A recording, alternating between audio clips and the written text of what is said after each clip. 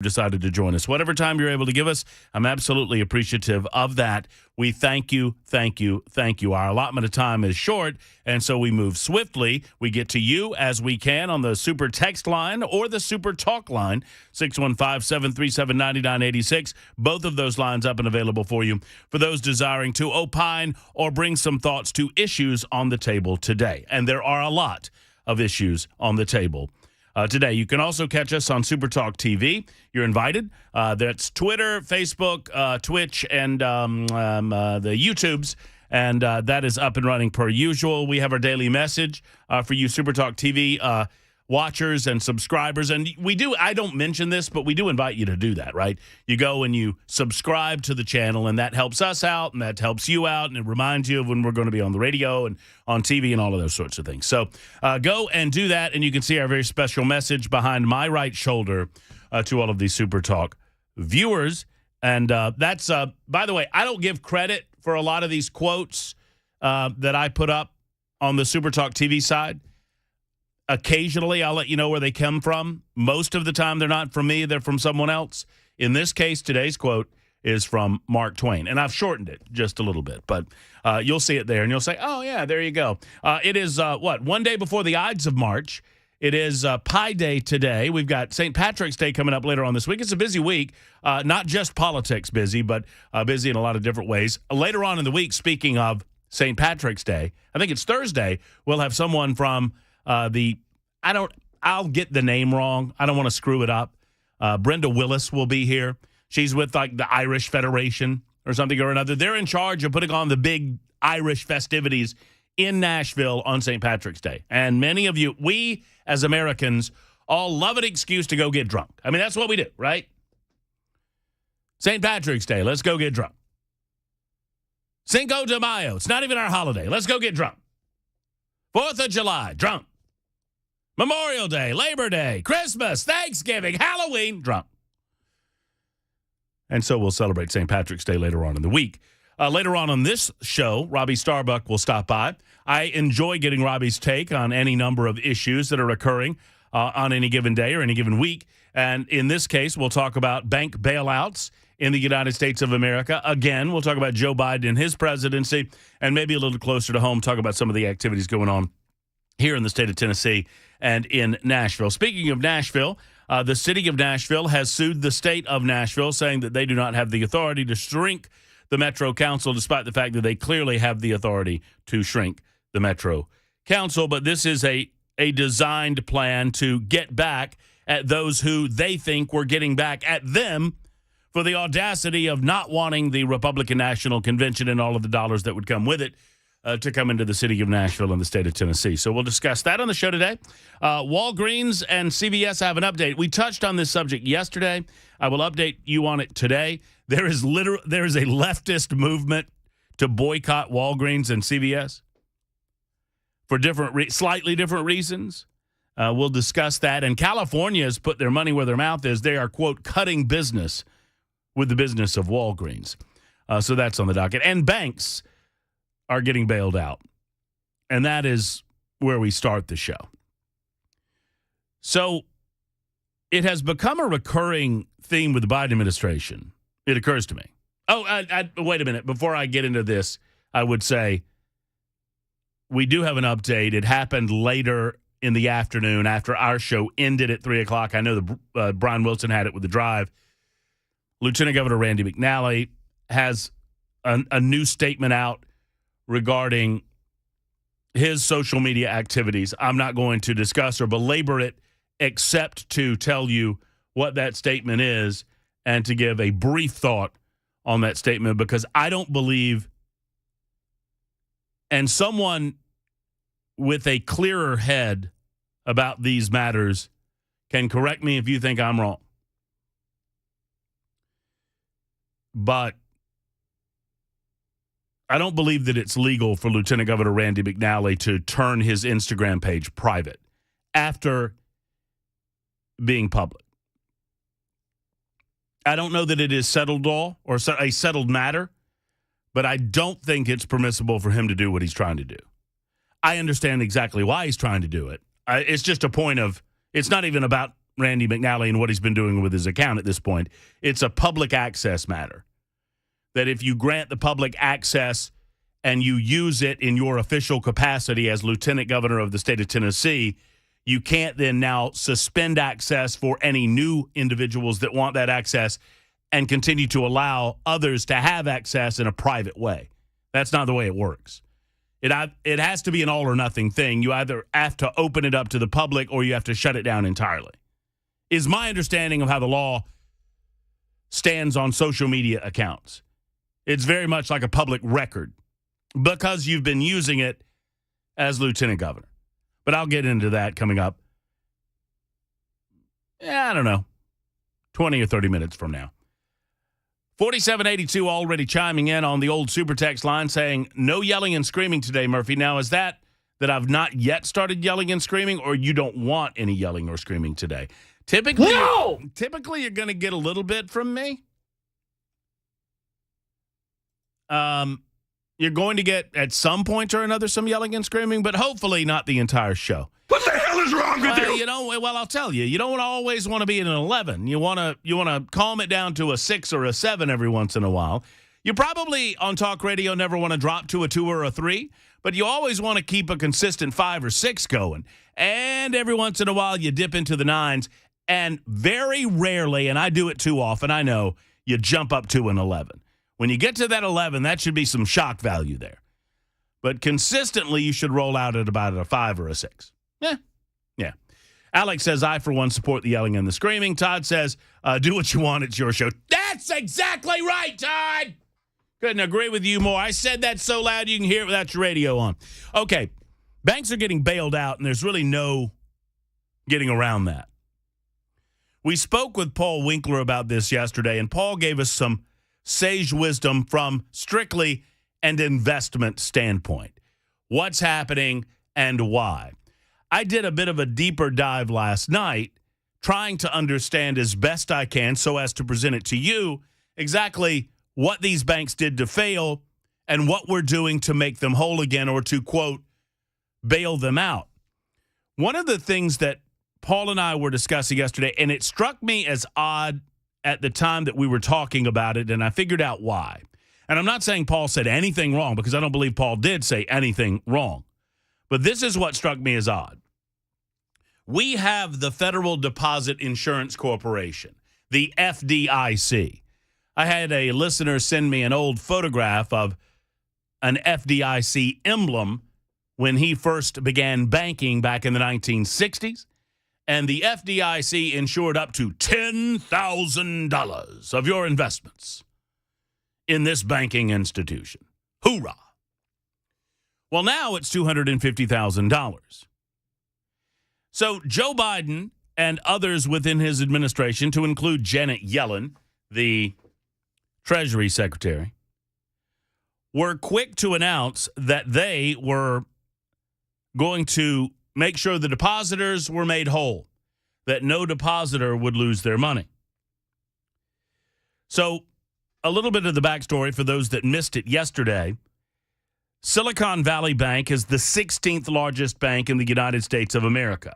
It was not big enough to rank as a financial institution that was, what was the phrase I read last night? Systemically necessary. It does not rank as a systemically important financial institution. Example, Wells Fargo would be a systemically important financial institution. Chase, JP Morgan, the big ones. But obviously, if you're depositing your money in this financial institution, it is essential and systemically important to you.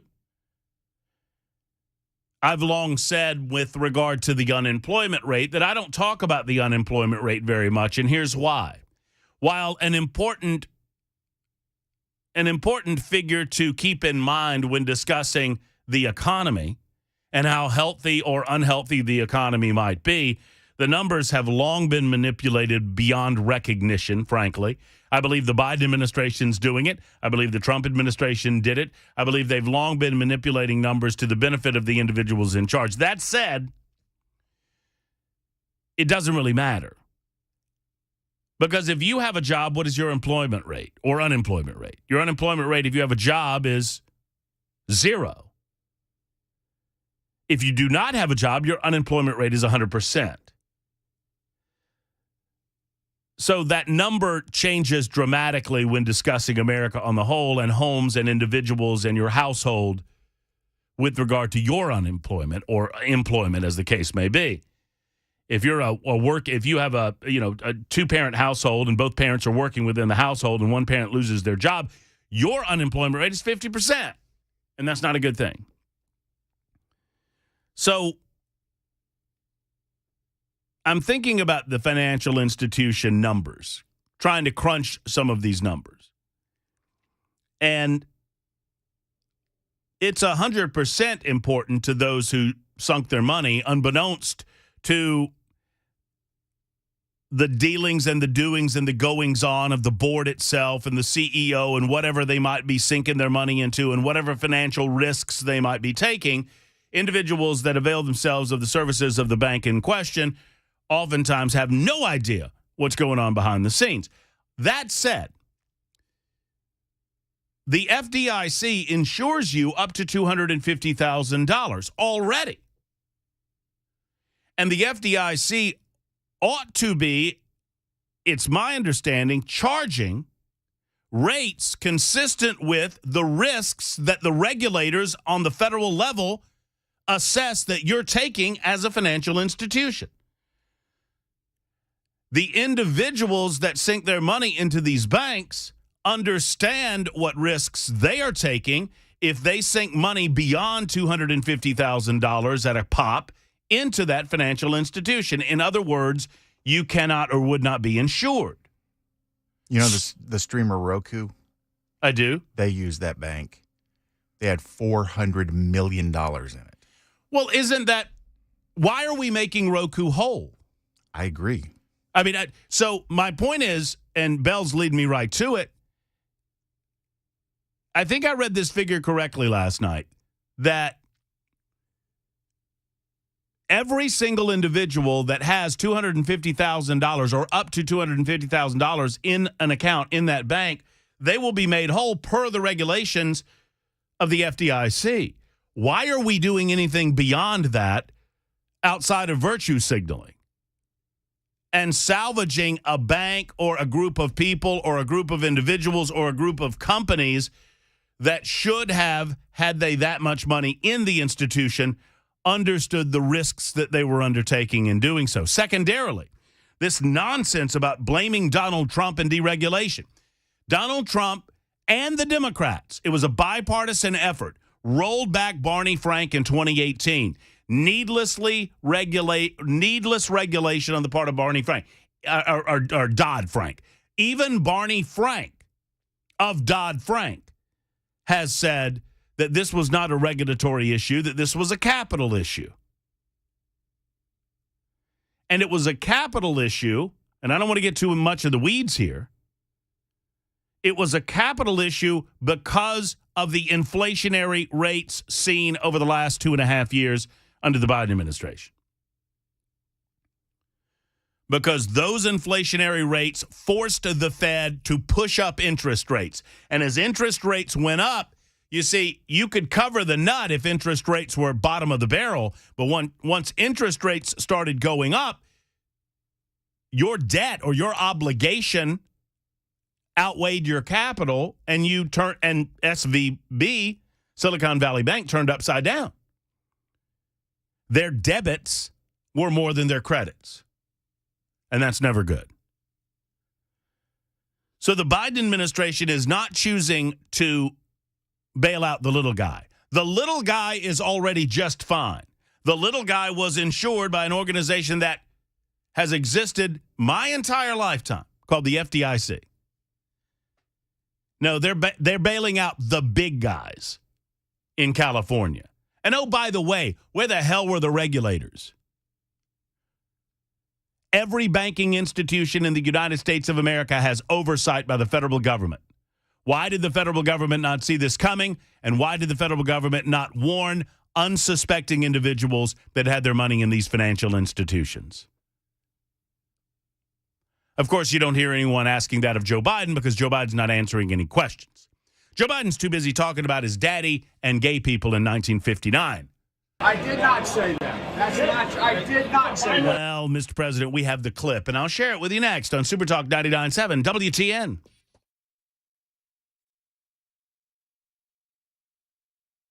All right, LT360 is located at LT360.com. More on that website in just a moment. Let me tell you about the program.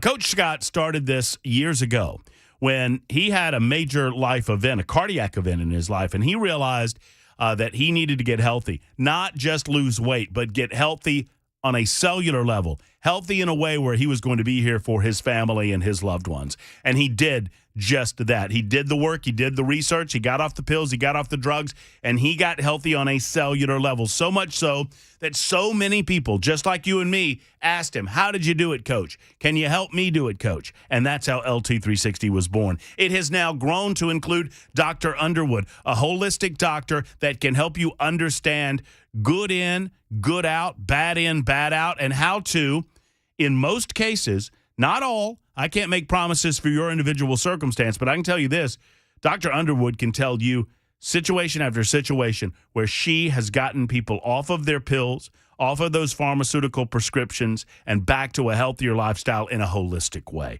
In combination, they are a dynamic team. LT360 wants to see you. And yes, you'll lose the weight you've been wanting to lose and feel healthier and more energetic. Go to LT360.com for more information. That's LT360.com for our friends at LT360.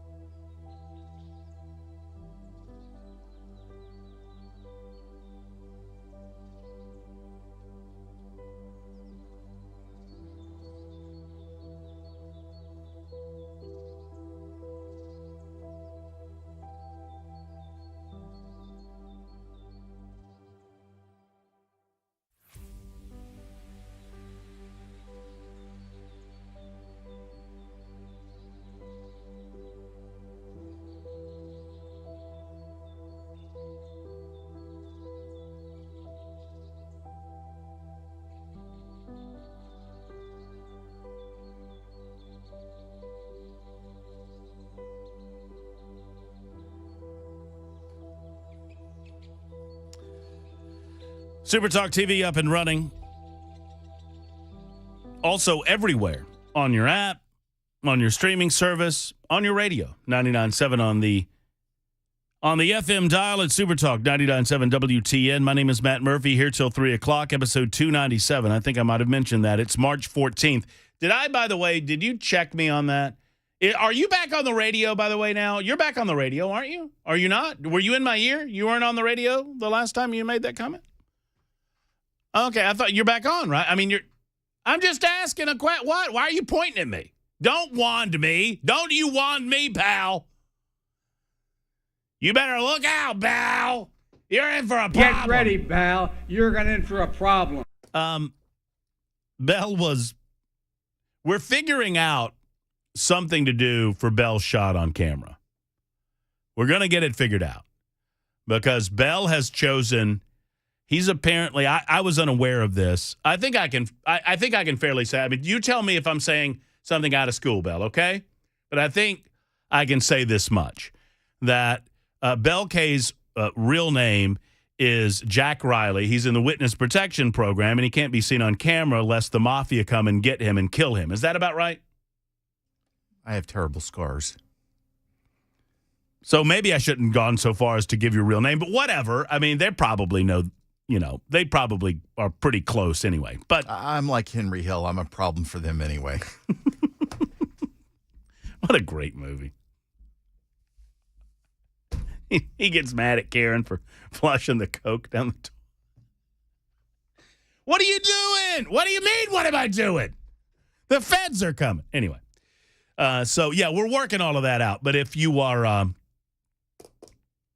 forgot what I was going to say now. Thanks a lot, Bal. You're in for a problem. Get ready, Bal. Yeah. You're in for a problem. Oh, no, I remember now. Thank you very much. You reminded me. 997WTN.com.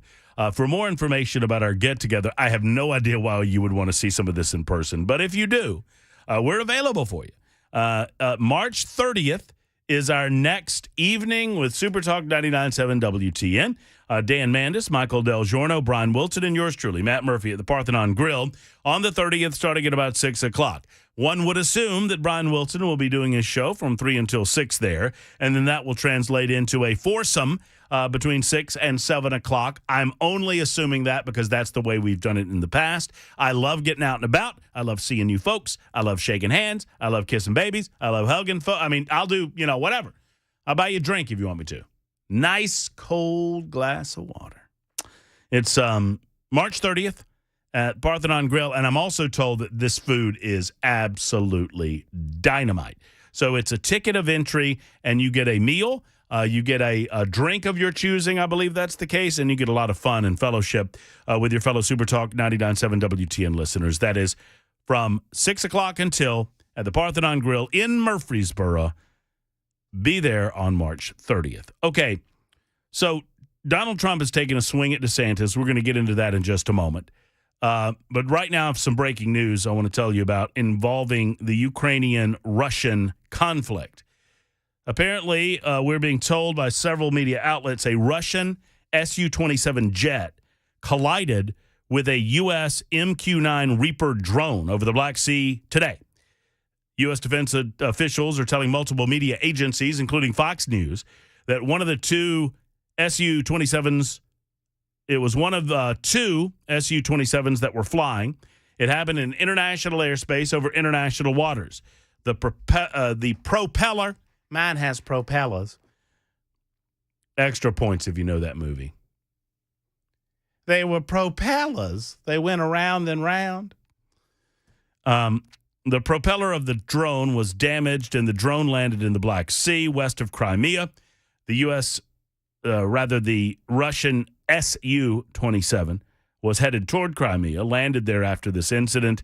It's unknown if there was any damage to that plane. So that's a developing story. Just wanted to make you aware of that as it came across our radar screen just moments ago.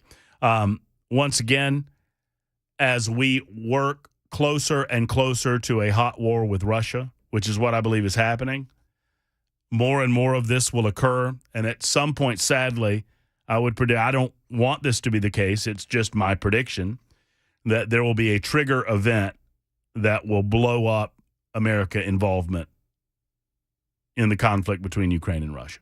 Gulf of Tonkin. Yeah, I mean, it's something along those lines that will ultimately lead to American troops on the ground, which I think will be disaster, that we, in our lifetimes, would go to war with the next largest nuclear superpower in the world, Russia, who inherited that from the former Soviet Union. So you can chew on that all you want. It is my belief there are plenty of learned people that think that everything that's happening is just fine, and there are some, many of you, as a matter of fact. I mean, friends can disagree on this subject, but it's a pretty strong subject to have disagreement on, in as much as we're either talking about conflict. Some people want it. Some people say that's the best thing. I am not one of those people. I think that there is a way to diplomatically avoid this conflict. And frankly, most of the presidential candidates agree with me on the Republican side of things.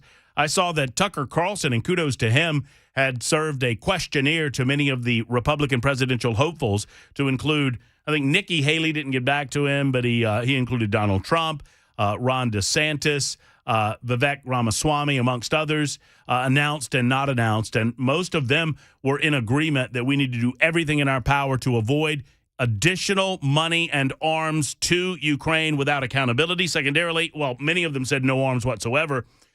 And some have suggested that we have far more important foreign policy priorities. I'm naming DeSantis here, rather than getting into further conflict with Russia.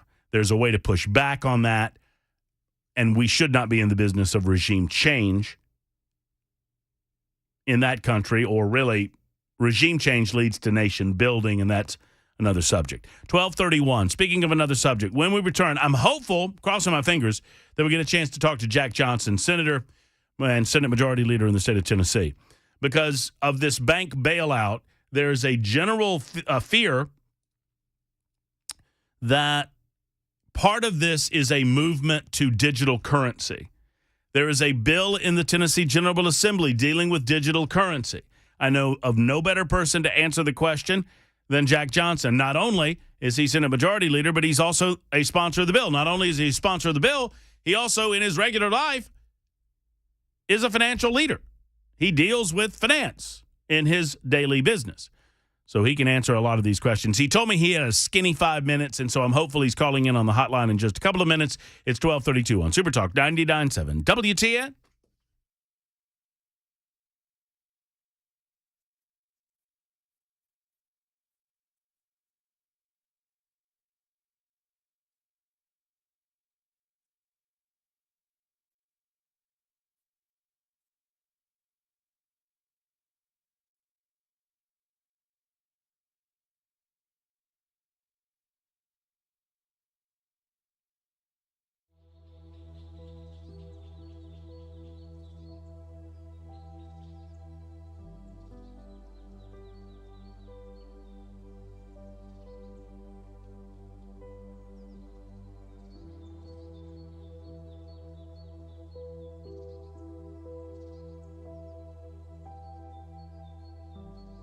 All right, so the temperatures are going up, they're going down, they're fluctuating as they do this time of year in the state of Tennessee. Here's one thing I know.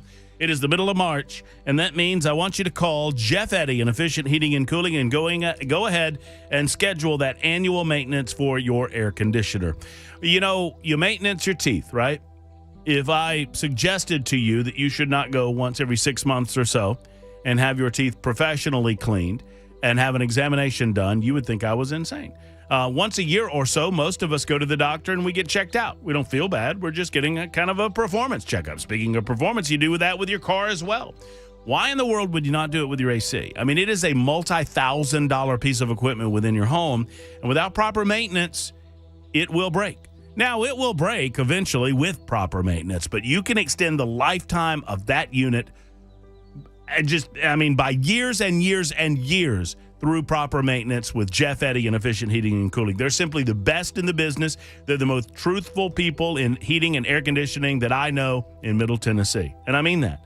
Jeff's going to tell you the truth. If it's time to go, it's time to go. If he can fix it, he'll fix it. He's not going to try to upsell you. When it is time for a new unit, for electrical users or electric users, they have the Mitsubishi Electric Diamond Contractor emblem on everything they service. Plus, they are an Elite Pro partner with Rheem, and they can help you in that regard as well. EfficientHVAC.net is the website. Go there and schedule the appointment by calling 784-4424, 784-4424 for Efficient Heating and cooling.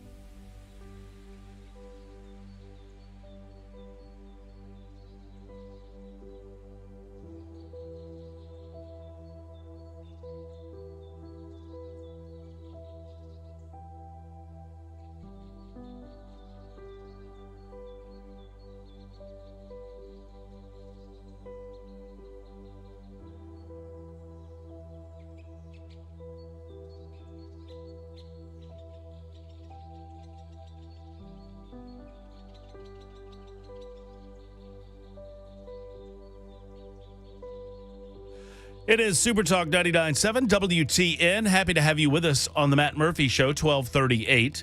Coming up just past 1 o'clock, Robbie STARBUCK will give his thoughts on, well, a number of different issues, bank bailouts being one of them. The situation out in California. Robbie knows something or another about California. I might ask him about the Oscars the other night. I've not talked about it since the Oscars happened. Plus, we will speak to him about some of the activities going on right here in the state of Tennessee. Right now, it is our honor to be joined by the Senate Majority Leader, Jack Johnson. I know he's busy, and I ask a lot of Jack, and I asked him on short notice if he could come on and try to explain a bill that's getting some attention, considering some of the activities going on in California and New York with quote-unquote bank bailout. Senate Majority Leader Jack Johnson joining us on the show. Jack, thank you for being with us. You bet, Matt. Thanks for having me on again. Jack, this is all I'll say about it. It's not been a busy week at all for you, huh? It's been a busy week. It sure has, but that's okay. I signed up for it, so I can't complain. And just in the interest of disclosure for our listeners, I told Jack, based on his time crunch, that I would not ask him any questions regarding the lieutenant governor. Randy McNally's made a statement on that. You can read the statement on our website, and one of these days we'll get into that and get his thoughts on that. But that's not what you're here for today, Jack. And I appreciate you being willing to come on in the midst of a lot of activity. Tell me about this bill. I think it's Senate Bill 268, and I believe, if I'm not mistaken, you're sponsoring the bill. Is that not right? I am, but do know, and it's important for your audience to know as well, this is what we refer to as an administration bill. This comes from the governor's office, more specifically the Department of Financial Institutions.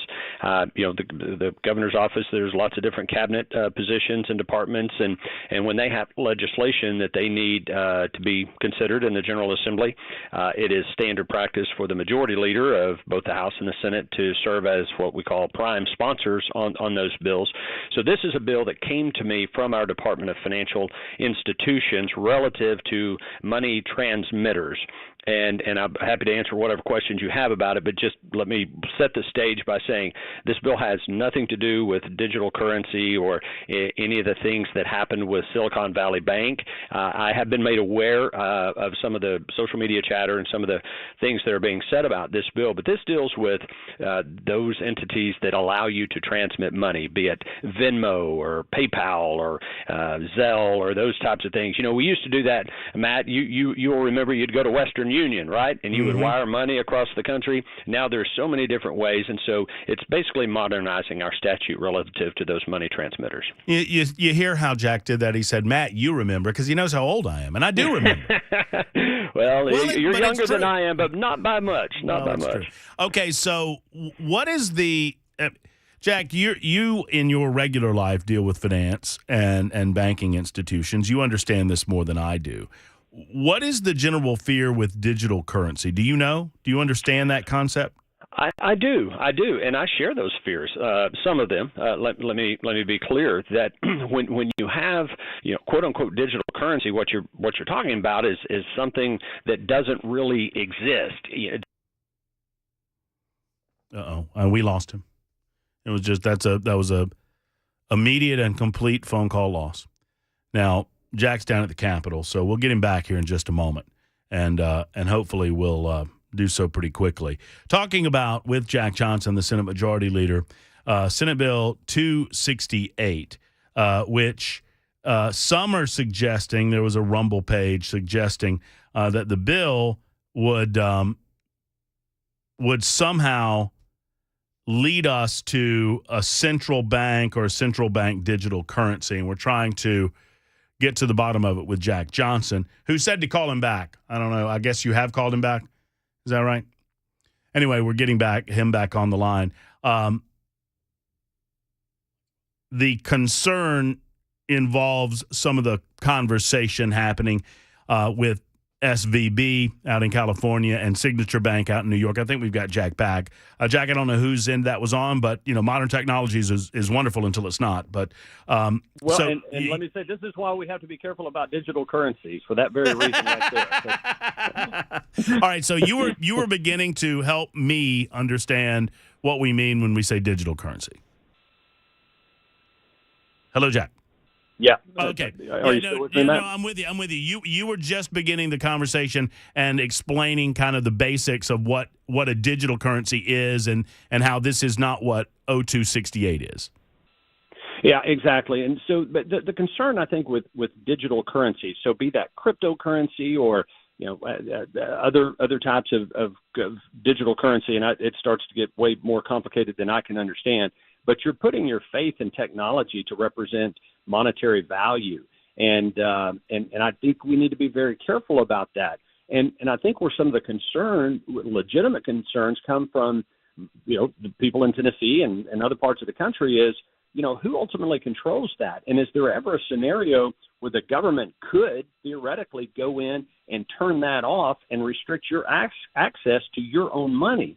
We saw this with the truckers up in Canada when they were doing their protest. I mean, the Canadian government went in and restricted access to their credit cards and some different things. Now, to my knowledge, nothing like that has ever happened in the United States, but I don't want to put my faith and confidence entirely in a currency that someone can just flip a switch and turn it off, or, if the internet goes down or something, you don't have access to your money. I still carry a little bit of cash in my pocket, and I use debit cards and credit cards like most people do. but you want to be able to have access to your money. And again, the bill that is being referenced has nothing to do with that. It has to do with modernizing our statute relative to transmission, using digital transmission of money. When you send something out on Venmo or Zelle or, Cash App or whatever, it's typically accessing either your bank account or your credit card, and it's taking U.S. dollars, and then it goes into the custody of this money transmitter, and it may only be for seconds or it might be for a longer period of time, and then it's transmitted out on the other end to the intended recipient. And so we just need to know who these people are who are doing it, and to make sure that they have safeguards in place to make sure your money's going to be there. So when we talk about it's called the Money Transmission Modernization Act. And so that's probably what has some internet sleuths scratching their head and wondering if we're dealing with digital currency. But this is dealing with the states. The state needs to make sure that third-party transmission sites like Venmo and whatnot, that they're keeping up with their online capabilities. Am I reading this correctly? That's correct. The bill will do a number of different things. And by the way, to give you historical context, the last time this section of the code was updated was 1994. Let's just think about how much the world has changed, and certainly how banking has changed and how people send money, how you have bill pay over the internet, all these different things. A lot has changed in the last 30 years since 1994. So it was high time that this statute be updated. And so what we're saying is, or the Department of Financial Institutions is requesting, is that if you are one of these entities and you put yourself out there, someone who can transmit money, then you need to be registered, just like banks are registered. The state needs to know who you are. You need to have a bond that is in place, and that's pretty standard practice, so that if something happens or you become insolvent or something, there's some type of insurance in place that's going to protect the people who are trusting you to transmit their money.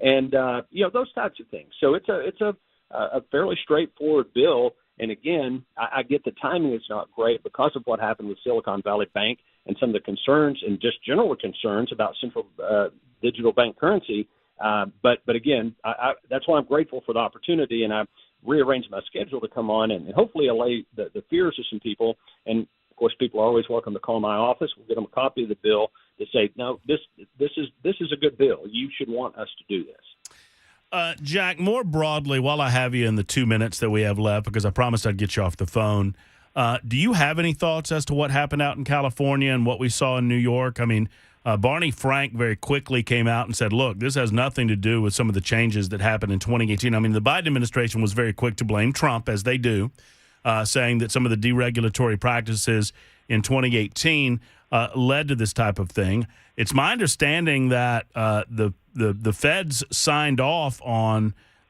the California bank some months ago, saying that they were A-OK. My basic reading of it was that inflation led to interest rate hikes, and interest rate hikes led to this bank being over-leveraged. Do you have any take on it?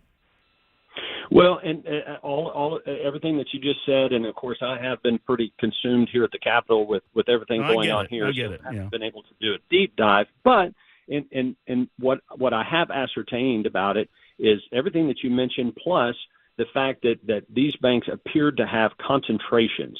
And like anything in life and in business, diversification is a really, really good thing.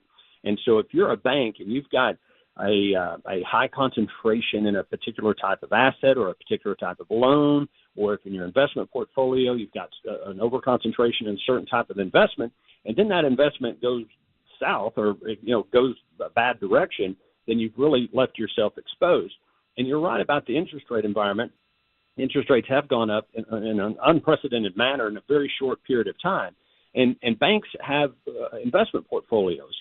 When your money is on deposit at a bank, what does the bank do with your money? Well, they either loan it out to people who need to borrow money, or they invest it. And typically that is invested in bonds. And when you're in a climbing interest rate environment, the value of a bond goes down in value. Now, if you can hold that bond to maturity, it doesn't matter because you're going to get paid 100 cents on the dollar. But if you have to go to the open market and sell that bond prior to maturity, and rates have gone up, which made your bond less valuable, then you're going to have to sell that at a loss. And I believe the bank in California, Silicon Valley Bank, they had some sizable deposits leave their bank. They had a liquidity crunch, and it forced them to go to the bond market to sell bonds at a loss, and then that just began a spiral. That's my take on it, but again, I don't know enough to speak with great authority on it, but that's why diversification is so critical. As far as Tennessee residents go, I mean, explain a little further that, I mean, I would assume that any deposit in any institution that's insured by the Federal Deposit Insurance Corporation, FDIC, that you are protected up until $250,000 for each account, correct? That is correct. Okay, so I think Tennesseans want a little assurance. I mean, there's some concern that this might lead to smaller banks that might be over-leveraged in the same way, failing in the same way. And I just want to get your thoughts on whether you believe that's a concern that's valid or not. Well, Tennessee and this, our Department of Financial Institutions, the same state agency department that brought me this legislation to update this statute relative to money transmitters, they're the same department that does the examinations of our banks and monitors, our state chartered banks and makes sure that their safety and soundness is solid. And they do a really, really good job in that respect. And I have a great deal of confidence in them. But ultimately, you hit the nail on the head that FDIC insurance is an important thing, and I believe that's always check with your bank. Don't take any financial advice from me, but check with your bank, and it's based on registration, and that's why sometimes people will keep some money in this bank and maybe some money in this bank. If you have assets in excess of that $250,000, then sometimes people will split between different banks, and that makes sense, or by registration and different things. So, but I feel very good about our financial system here in the state of Tennessee and the folks who are charged with monitoring that, and I'm sure they're very much on top of this and in close consultation with the banks throughout Tennessee. You're so gracious to come on with us to rearrange your schedule so that you can kind of clear up some of the confusion on 268. Jack, we appreciate you, and we'll talk to you again very soon. Great, Matt. Thank you so much. All right. There's Jack Johnson, Senate Majority Leader, joining us. He is the sponsor, and he mentioned that it falls to him as Majority Leader to sponsor legislation that the governor would like sponsored in the body, and he did so at the request of the finance director in the governor's office, and this was to modernize the regulatory techniques and tactics utilized by the state of Tennessee with regard to online monetary transactions such as PayPal, Venmo. What is the other one? Zelle, I think, is one of them, amongst others. 1252, Super Talk. Your thoughts on it? Come on. Super Text and Super Talk, 615-737-9986. It's the Matt Murphy Show on Super Talk.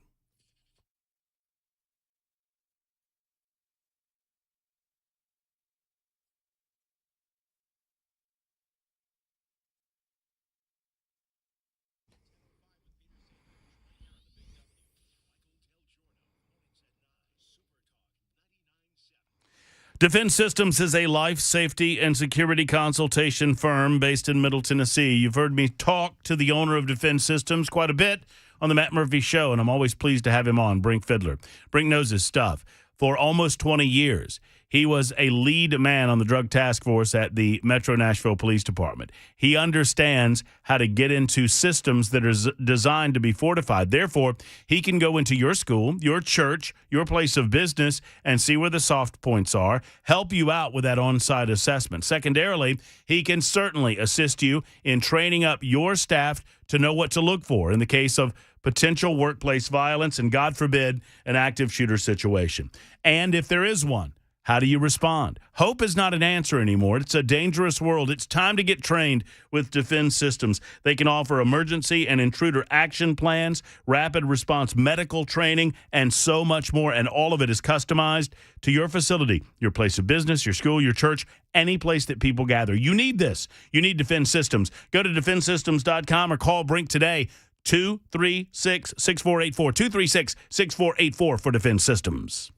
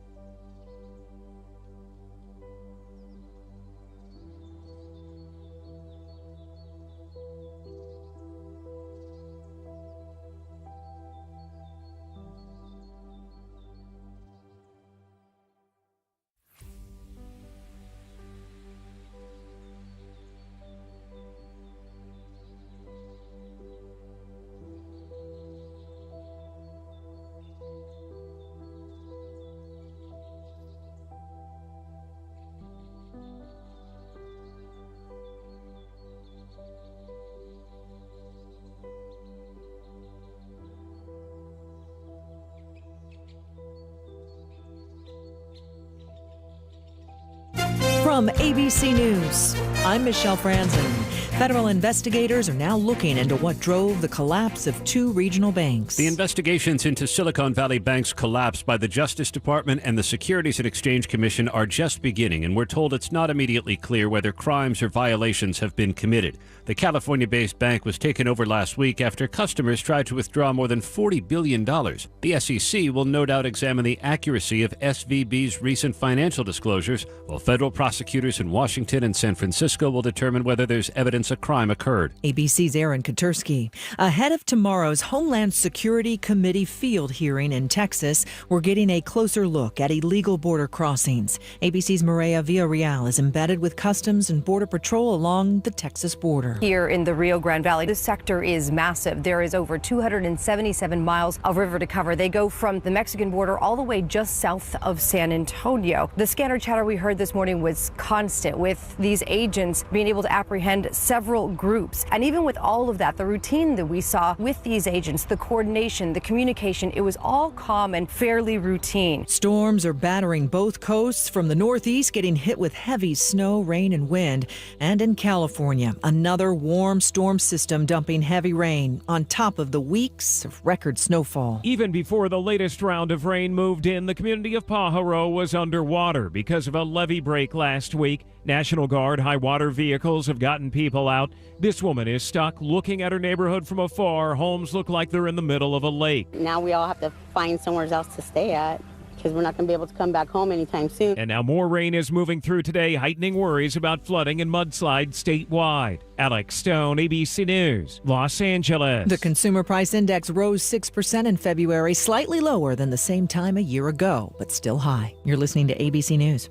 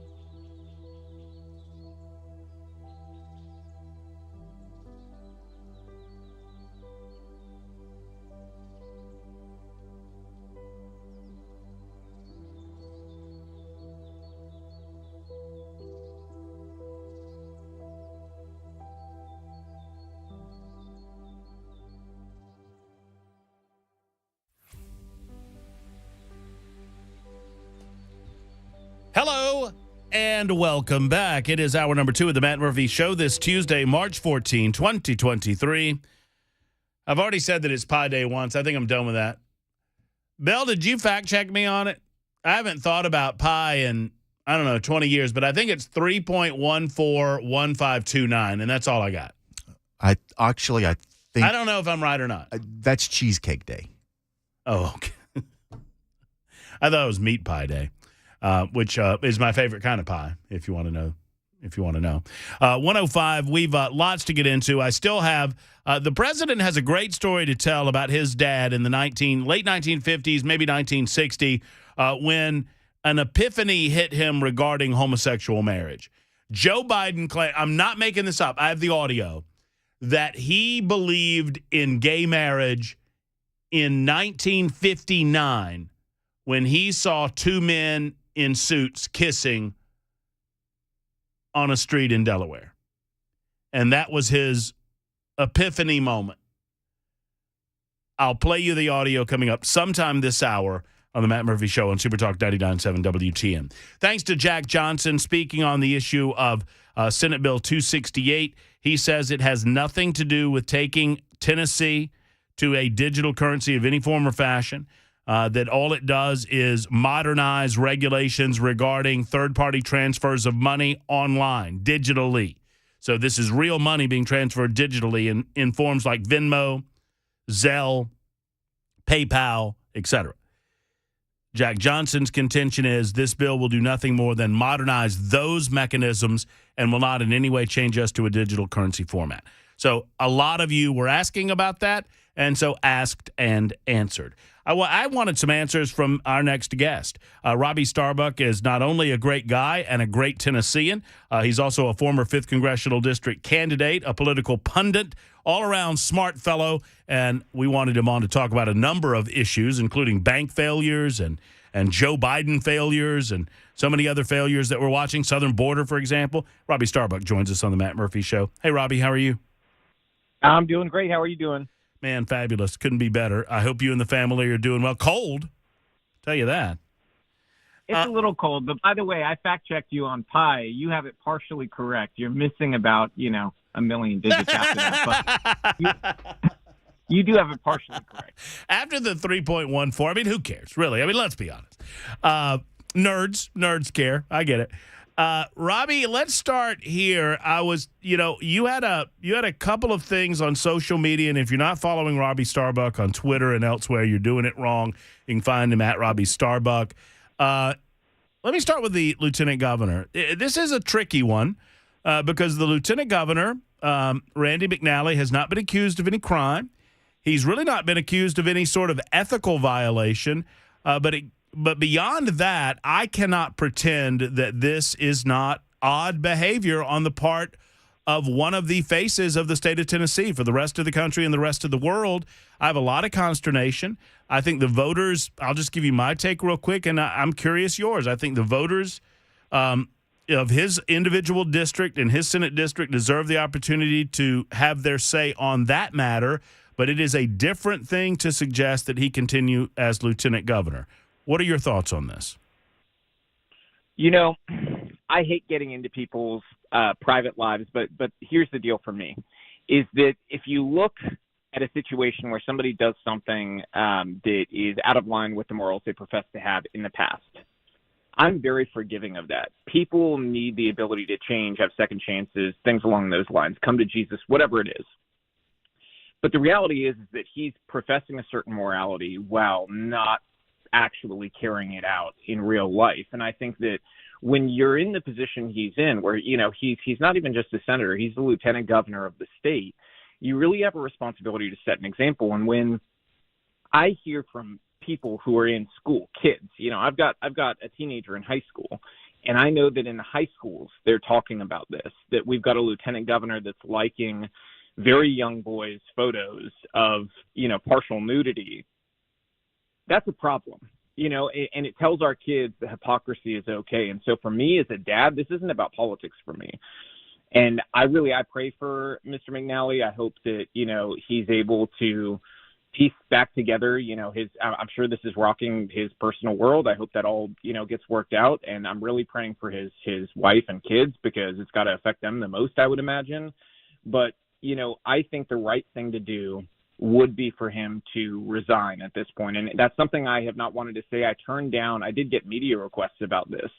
And I felt like it was one of those things. I don't just want to attack somebody in our party. I think that beyond just the fact that I have a moral issue with this, I'd say on a party level, we have to have certain standards about, behavior while in office, and again, I want to leave that room for people to be human. It's okay. You make mistakes in your 20s, 30s, whatever it is, before you go into one of these things. I understand that, but this is something that's continually going on and that he really didn't understand the gravity of when it came out. He now says he's issued a statement, has his office, that he's pulling back from social media platforms. I think it becomes additionally problematic because he was using his Instagram as an official lieutenant governor site. I followed him. He had multiple instances where he would, showcase official proceedings where he was in attendance as the lieutenant governor. Now that you make that private, it's problematic in as much as now some people can see what is happening behind the wall and some can't. I think it's kind of exacerbating the situation, and I think they're hopeful that it just goes away. And I'm also hearing, Robbie, I don't know what you're hearing from the General Assembly, that there's about a 50-50 split amongst senators as to whether or not they should take the next step and do something about his lieutenant governorship if he's not going to. That is basically what I've heard. And I do think that my personal feeling is I do think the majority, if this was put up, I do think the majority would feel the way that, essentially what I just expressed. And I think that it's touchy because, when it involves somebody's family and personal issues, people are very trepidatious to say anything. It's why I didn't say anything to the media outlets that reached out to me previously about this. But I felt like this was the right venue to say something because this is a Tennessee issue. It shouldn't be a national issue. I hate that it's all over Saturday Night Live and all these places. It's embarrassing to our state. But again, I feel even worse for his family. It's got to be more embarrassing for them. So for me, just as a dad, as a husband, as a believer, I think that the right moral thing to do is to step aside for the good of the state, for the good of the party. And he's done, a lot of work in his career for this state. And I think that this would really match up with, a belief system that says I care enough about the state to walk away if I'm a distraction, if I'm causing problems. And I just think that that's the right thing to do, even if it's the hard thing for him to do. Robbie STARBUCK, our guest, joining us and saying as plain as he can that he believes that it is the right thing for the lieutenant governor to step aside, kind of slide away from the controversy. I couldn't agree with you more, Robbie. I mean, I don't know Randy McNally personally. It's not a personal matter to me, but I do believe that he is truthful when he says that he cares deeply about the state of Tennessee. And if he does, I think that's an important step for him to make. What do you make of this bank bailout? I mean, do you classify it as a bailout, what Joe Biden's attempting to do with these banks that have failed? Absolutely. This is sort of a step toward nationalizing. I mean, you could really make an argument this is essentially nationalizing our banks, because if you say that, okay, when this bank fails, we're going to come in, swoop in, and save all of these tech companies, how can you in the future then say you're not going to do the same thing for other companies when banks fail? And you can't. I mean, that's just politically, that's dead in the water now. You are going to have to do this if you step away from this, what they're essentially promising people, you're creating major problems. So the reality is that what should have been done is they should have allowed the company to be sold off. There were bidders for the company. There were other banks and investors who wanted to buy the company. That's capitalism. Let them buy the company. Let them take over the assets. And here's the thing. They could have still returned over 90% of the money to the people who had money in the banks. And they would have had everybody with under $250,000 in an account would have had their money back, which is, all the normal people who had money in the bank would have had their money back. The higher end ones would have gotten over 90 cents on the dollar, which isn't the worst thing in the world, and also should, teach those companies a little bit of risk management when it comes to, how you diversify where your money is, and ensuring that you're not piling everything into one place that is so focused. And by the way, this doesn't get enough coverage. This bank was one of the wokest banks in the world, if not the wokest, okay? They were focused on ESG, equity, Lesbian Pride Week, all this stuff instead of having sound financial management, okay? They were more focused on having the first all-female investment team than actually having sound financial management. And it's not to say women couldn't have done the job, but they were focused not on merit, but on equity and inclusion, all these diversity goals. So when you decide to put your money in a bank like that, I do think as a company, if that company fails, you made a mistake, and that is a mistake that you're going to have to pay for in some way. So I'm not a fan of the choice to bail out the banks. I think that it's a step towards nationalizing the system, and it's incredibly dangerous. Robbie, you left California, a hot minute ago, and so I don't pretend that I would say that you have more insight into California and how things operate out there than some, in as much as you have been out there and you've seen it with your own eyes. I noticed that Gavin Newsom's taking some swings at Tennessee, and I was curious if you noticed that and if you had anything to say about it. He swung at us on the mislabeled drag show ban bill, which is obviously not a drag show ban. It is protecting children. They swung at us on the marriage religious liberty bill that's going before the General Assembly that would protect pastors and others of religious faith that do not want to solemnize a marriage, that they do not feel comfortable solemnizing. That doesn't make gay marriage illegal in the state of Tennessee. It simply protects the religious liberties of others. Of course, they're mischaracterizing that. On the heels of that, Gavin Newsom's making decisions about, stopping doing business at Walgreens because Walgreens won't sell product that he wants Walgreens to sell. I mean, what are you making of this? I'm going to have to choose my words carefully because I'm pretty sure what I want to say about Gavin Newsom is against some sort of FCC rule, and I don't want to get you guys fined. So I'll say he's a tyrant, an absolute tyrant, the worst of the worst. I think that he is the future Democrat presidential candidate. I think that that's clear, that that's what's, being set for the future, and I wouldn't be so sure that's not going to happen in 2024, by the way. The man is an absolute monster. When you look at what they're doing in California, we're talking about a state where they're not criminalizing child mutilation. They're criminalizing parents who refuse to mutilate their children if their child professes to be a different sex. Where does that end? Is it going to be next if a child wants to cut their arm off, you have to cut their arm off to affirm them? And I think you can just see how plain the lunacy is if you jump just one square over from where they're at in California. And again, when you look at the policies that he's allowing and signing into law, you've got this senator in California, Scott Wiener, who has got to be the most extreme politician in the country when it comes to, I'm going to just say it. Groomer behavior. He's a groomer. Okay. He was talking this weekend about, how all of these laws across the country to protect children are wrong, and how, the direction California is going in is the right one. The direction they're going in, for instance, Scott Wiener, just a little while ago, this was less than 2 years ago, passed a bill that is now law in California that lowers the age of consent for an adult to have sex with a child, okay?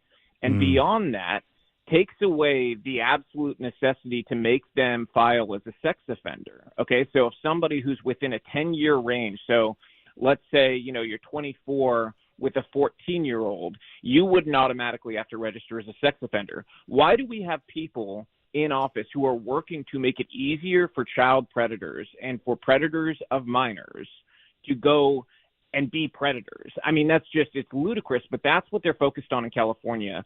And I think that makes it plain and clear who's in the moral imbalance here, who's in the wrong. And we can't let somebody like this go and nationalize these policies and destroy our country further than the Biden administration already is.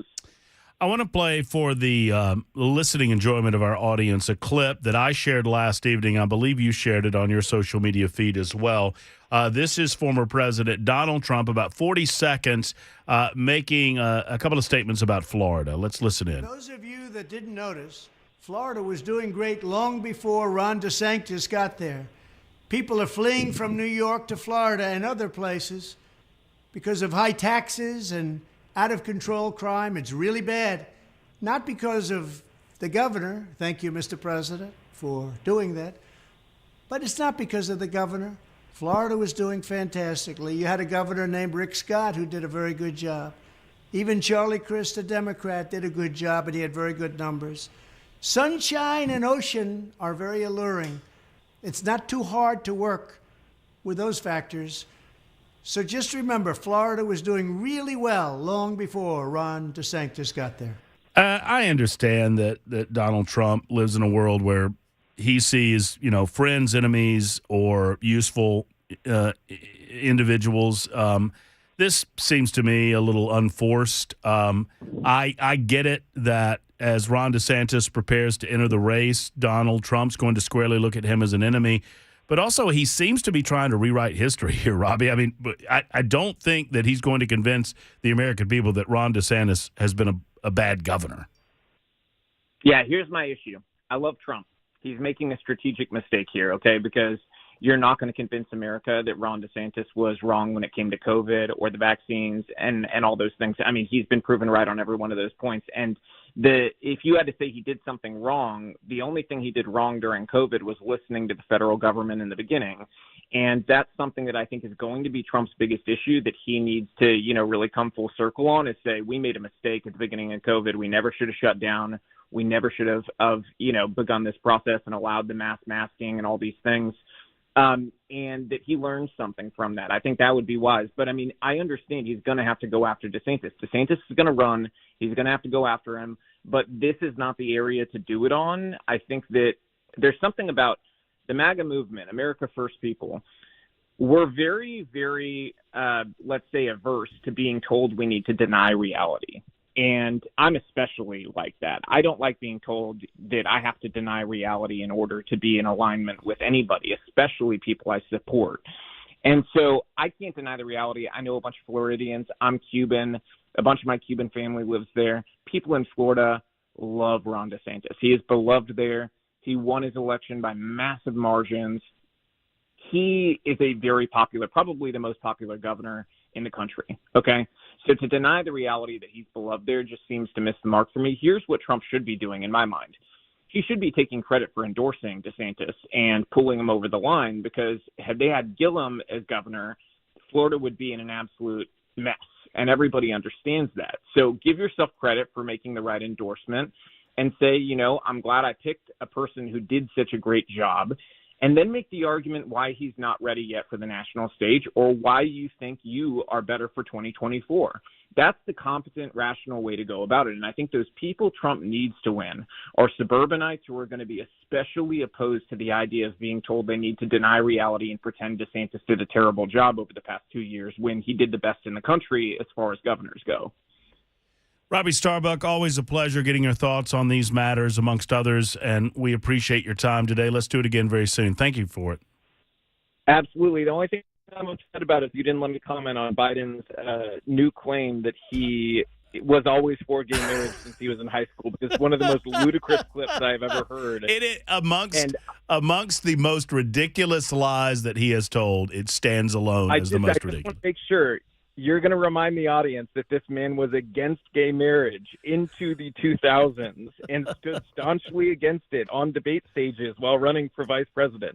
I just want to put that out there. Yeah, well, I mean, the guy just lies about everything, but I know I got to go. I appreciate you, Robbie, and we'll do it. We'll get into it, and I'll remind folks that you reminded us of the fact that Joe Biden was for gay marriage before he was against it, before he was against it, before he was against it, before he was against it, before he was against it, before he was against it, before he was against it, before he was for it. You follow? You will when we tell you about it in a moment on Super Talk 99.7 WTN.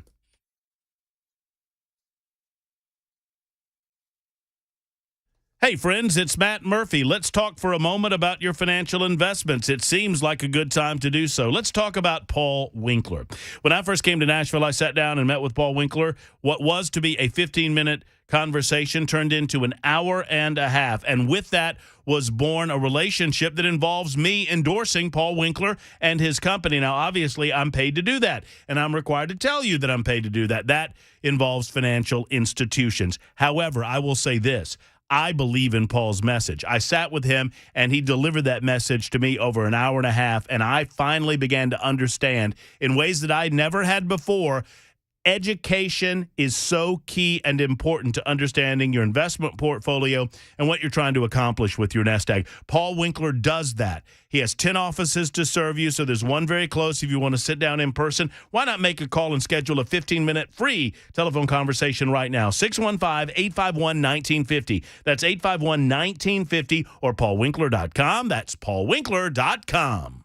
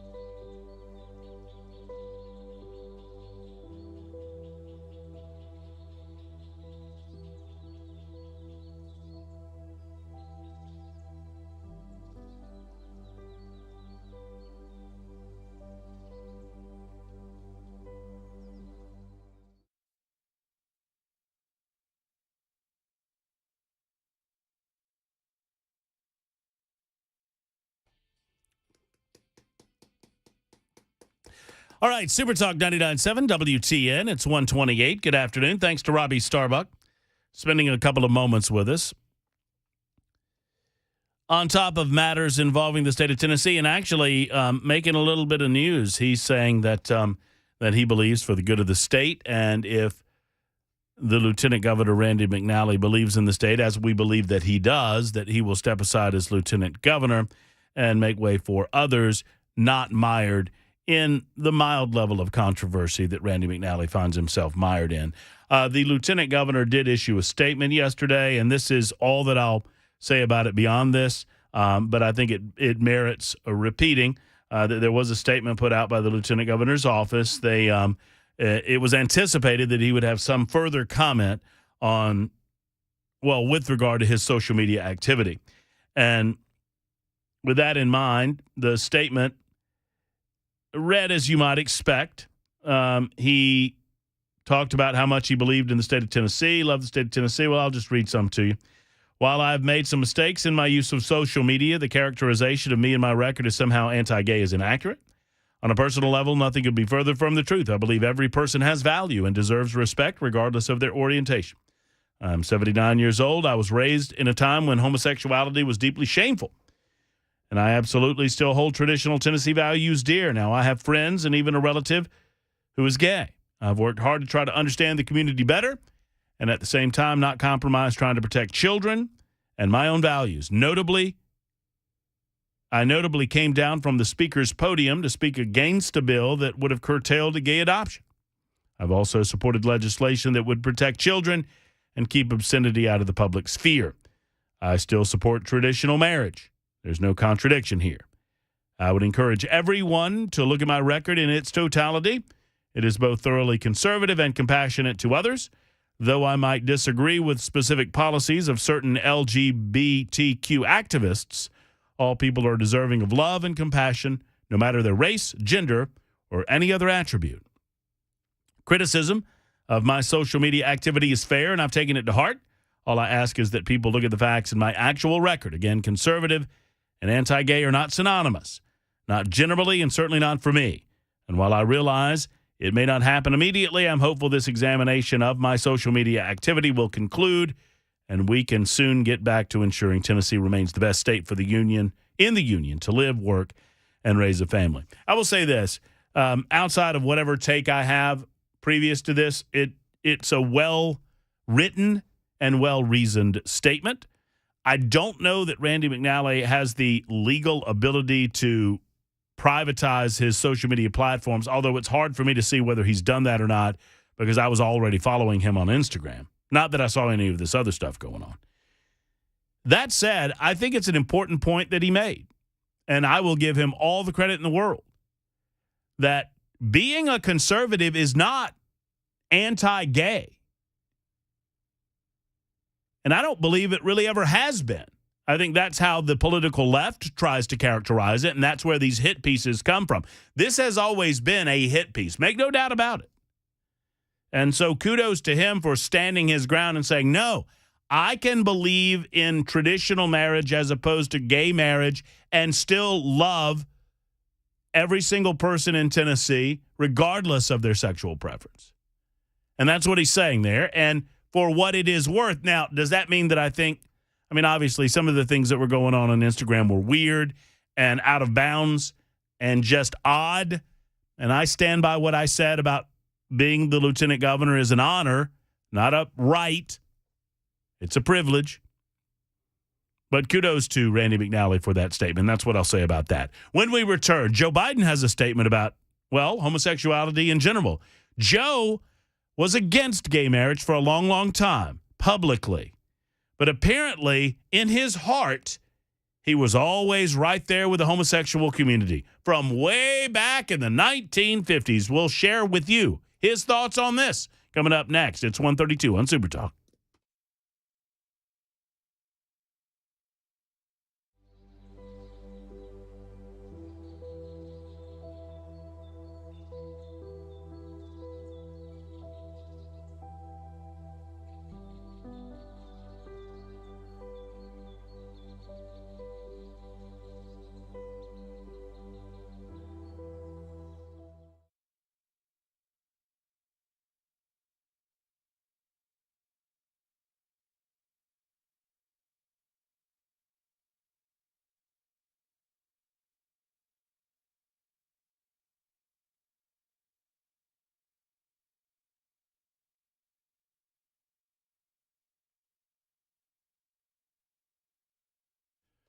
All right, a little abrupt stop there to the weather forecast. I don't know what's going on there, but I will say this.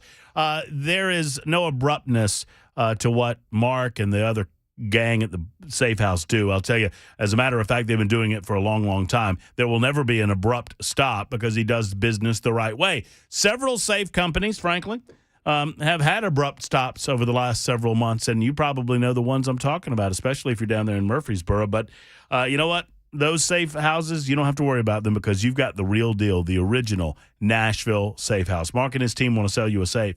It's time to protect the valuables that protect your family. It's time to protect the things that protect your family. And you can do that with a gun safe or a corporate safe or any other type of safe at the Safe House. You go online at NashvilleSafeHouse.com and see the incredible selection. You can go in, kick a few. Don't kick them too hard. You'll hurt your toe. But there are a lot of safes to choose from, to include Fort Knox, of course, Browning, and yes, now Liberty Safes. NashvilleSafeHouse.com, the one and only NashvilleSafeHouse.com, or go ahead and stop by 4th Avenue South in Nashville. Tell Mark that Matt Murphy sent you to Nashville Safe House.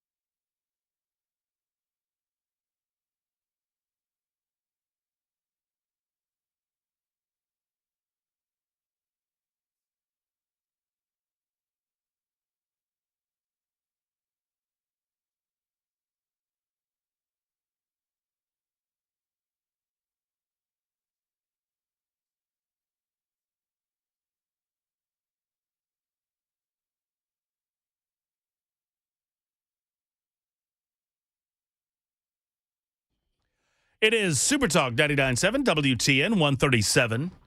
Pleased you've joined us. My name is Matt Murphy. We host a gathering from noon until 3. It's the Matt Murphy Radio Show. Thank you for being with us. We've talked to Banks. We've talked to the LG Lieutenant Governor. I've mentioned Walgreens and CVS. We'll talk more at depth about those guys in the 2 o'clock hour. Let's talk about Joe Biden and his pop. So, Joe Biden likes to tell stories. Now, whether they're true or not, is of no consequence, right? The media gives him a pass. Oh, that's Uncle Joe. He's telling us another story again about his dad, or how Corn Pop was a bad dude, how he swung a chain at a black guy at a pool back in the day and saved all the other black people, the Great White Hope. Or maybe it's telling a story about a man who had been dead for 12 years, congratulating him on riding 200 miles, or 2 million miles, I should say, on Amtrak. Or maybe it's a story about him going to visit his mother as vice president when his mother had been dead for 5 years. Or maybe it's a story about him being a truck driver. Or maybe it's a story about him being a short order cook. Or maybe it's a story about him engaging in any number of jobs that he's never held. Maybe it's a story about him being accepted into a military academy that he was never accepted into. And on and on and on it goes. You see, sometime in the 1980s, when Joe Biden was running for president of the United States, 1988 to be precise, Joe got caught lifting other people's language. He was plagiarizing other individuals in politics. And so now Joe has to make up his own stories, and they are just that, made up. So Joe was being interviewed. I don't know who the interviewer is. It's someone on Comedy Central, and I guess he's a gay male, only because of the nature of what you're about to hear. And Joe was asked about gay marriage. Now, understand something. Joe Biden was steadfastly against gay marriage until about 10 years ago, when, as vice president of the United States, he went on Meet the Press and said that he didn't have a problem with it. He was asked by anchor David Gregory on May 4th, 2012, whether he had rethought his long-standing opposition to same-sex marriage. And during that interview, he said, I am absolutely comfortable with the fact that men marrying men, women marrying women, and heterosexual men and women marrying another are entitled to the exact same rights, all the civil rights, all the civil liberties. Biden responded, who do you love? And who will you be loyal to the person that you love? And that's what people are finding out about what all marriages at their root are all about. Well, Joe tells a different story nowadays. Here he is responding to the question of when he truly understood gay marriage. Is beyond disappointed that there hasn't been a wedding yet. But Cardi B is going to marry us, apparently officiate our wedding, which would be nice. But my question for you, Mr. President, is you codified support for same-sex marriage and interracial marriages like ours. I'm curious what your evolution was like on marriage equality and what the federal government might be able to do to protect LGBTQ Americans, especially trans kids who are dealing with all these regressive state laws that are popping up right now. I can remember exactly where my epiphany was. Okay. Hadn't thought much about it, to tell you the truth. And I was a senior in high school, and my dad was dropping me off. And I remember about to get out of the car, and I looked to my right, and 2 well-dressed men in suits kissed each other. I mean, they gave each other a kiss. And then one looked like he was heading to the DuPont building, and one looked like he headed to the Hercules Corporation building. And I'll never forget, I turned and looked at my dad. He said, Joey, it's simple. They love each other. It's simple. No, I'm not joking. It's simple. They love each other. And it's never been, it's never been, it's just that simple. It doesn't matter whether it's same-sex or a heterosexual couple. They should be able to be married. What is the problem? So listen to your auntie and your uncle. Get married. All right, and he goes on to tell the guy to get married and whatnot. It is not a little thing that the President of the United States of America regularly lies, and the media doesn't hold him accountable to it.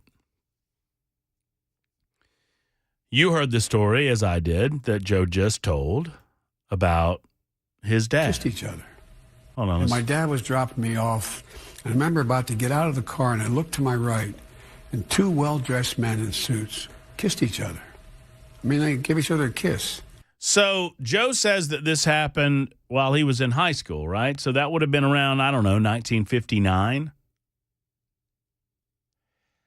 Now, look, I believe in equality. And I have long said that if two individuals want to live together and love one another and have a piece of paper that certify their established relationship, call it whatever you want. I know a lot of people get hung up on the concept of calling it marriage. I never have. I do not have a single issue with any of that. But anyone suggesting that in 1959 in Wilmington, Delaware, that there were two fellows in suits going off to their various business associations at the Hercules building or the DuPont building in Wilmington, and I could probably do a swift fact check and wonder why Joe Biden was being let off downtown to go to high school when I seriously doubt there were high schools across the street from the Hercules building or the DuPont building, but never mind all of that. Do we believe this story, or is Joe Biden making up this story? Yet again, that's what he does. Once again, it's amazing to me that Joe Biden will tell this story about being a senior in high school, and I guess he graduated in 1961, so it would have to be 1960. I was a senior in high school. My dad was dropping me off, and I remember I was about to get out of the car, and these two guys in business suits. Well, then what in the heck took you so long? Your pop, according to Joe, said, Joey, it's love. It's just, that's all it is. It's love. Then why did it take you to 2012, some 52 years later, in order to recognize that love is love? You know, Joe's always been a liar. We've always known that. And now he's president liar. I can remember exactly when the epiphany happened, he says. It's just sloppy Joe decides that whomever he's talking to, he's going to make them feel good by telling them a little story. And a lot of times these stories just come to him because he's been telling them for so long. But sometimes they have to be tailored specific to the audience. And that's what I feel like, that Joe Biden was tailoring this story that is as unbelievable. I'm not saying it's wrong. I'm not saying it's right. I'm saying it's wholly unbelievable that two men in suits would stand together on a street corner in 1960 and give themselves a romantic smooch before saying goodbye and going off to their various business practices in the Hercules building or the DuPont building, while Joey goes off to school. Joey, it's love. It's love. Corn Pop was a bad dude. Understand that. Gracie's next up. Hey, Gracie, how are you? Hey, how are you? I'm doing well. Thank you for calling. Thank you. I wanted to talk to you about the Lieutenant Governor's social media. You were speaking about that with Robbie STARBUCK earlier, and Robbie was so on point with much of what he conveyed, and I just kind of wanted to add to that if I could. There is an annual government social media conference, and Nashville has hosted it numerous times. Now, granted, it's expensive, but it's worth it, because official accounts, elected accounts, have to be conducted in very specific ways and adhere to very specific laws. So, does no one in the Tennessee legislature not attend those conferences anymore? Hey, Gracie, I'm having, maybe it's just me, but I'm having a lot of trouble understanding what you're saying. I don't know if it's possible for maybe to get closer to the phone. I'm sorry for that, but I just want to hear you, and I can't quite understand what you're saying. So kind of start back at the beginning if you can. Lieutenant Governor Instagram account, go. All right, I apologize. Can you hear me now? I think I got you a little bit better now. Okay. I just was wanting to expand on Robbie STARBUCK's comments because he was so on point. And I wanted to add a question to that. There is an annual government social media conference, which Nashville has played host to numerous times. Granted, it's expensive, but it is so worth it when it comes to official accounts and how they're supposed to be conducted, etc. Rule 1, you never put an official account private. That's against the law. Does the Tennessee legislators not attend this conference or have their social media whisperers attend these conferences anymore? I mean, you would think they would. And my initial reaction on social media was just to that, Gracie, and that is, regardless of what you think about where this is going, what the lieutenant governor's intent was, what his motivation was, reaching out to some of these young gay males, that's neither here nor there. I understand that reasonable people can disagree about what they believe was in his heart, but he can't go making his Instagram page that has been previous to now a public page offered up by the lieutenant governor where he engages in public business. And I mean, I'm looking at it right now. On January 10th, I'm extremely proud to be reelected once again to serve the people of Tennessee as Speaker of the Senate and Lieutenant Governor of Tennessee, and on it goes. I mean, public comments, public events. I don't know how you can turn what was a public page for the Lieutenant Governor of the state into a private page without that being against the law. Well, it is against the law. That's the biggest thing right there alone.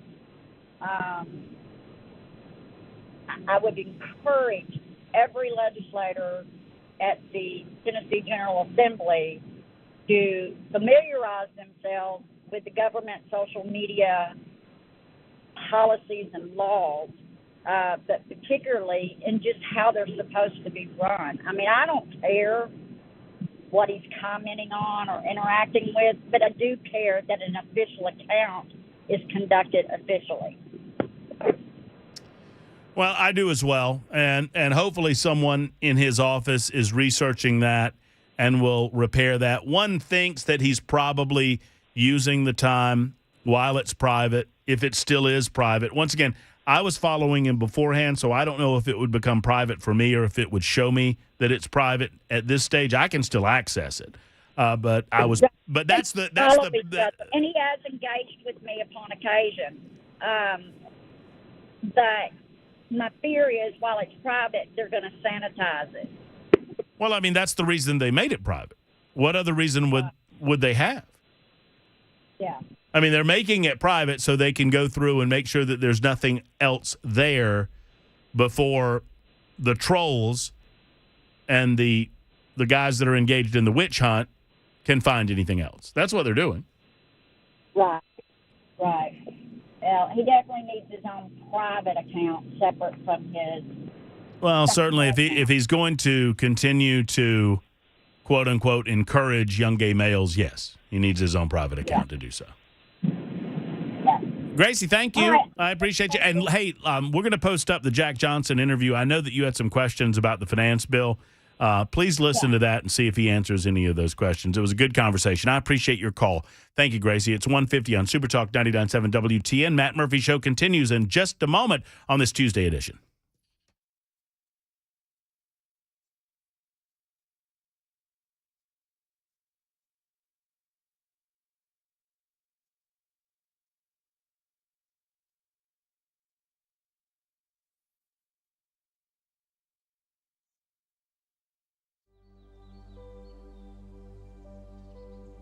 You're raising interest rates to slow the economy.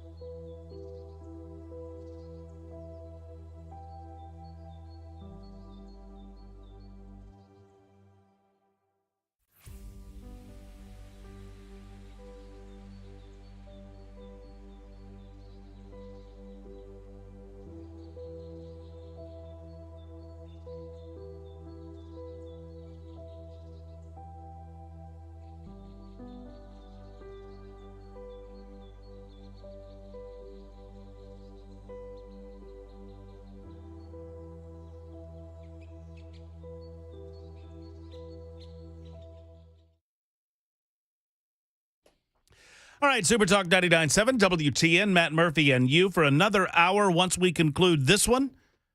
Got Mac Maury back in the newsroom preparing another newscast. You on the phone, 615-737-9986. As a matter of fact, I think I have time to get to Rick. He wants to talk about old sloppy Joe Biden. Hey, Rick, how are you? Hello, how you doing, sir? I'm wonderful, Rick. Good for you. Concerning our, pardon me, but our lawyer-in-chief suggesting that in 1960 homosexuality was openly accepted. In 1960, I was in elementary school, and one day police officers came to our school and arrested our principal, charging him with committing a homosexual act, not with a student, with another adult.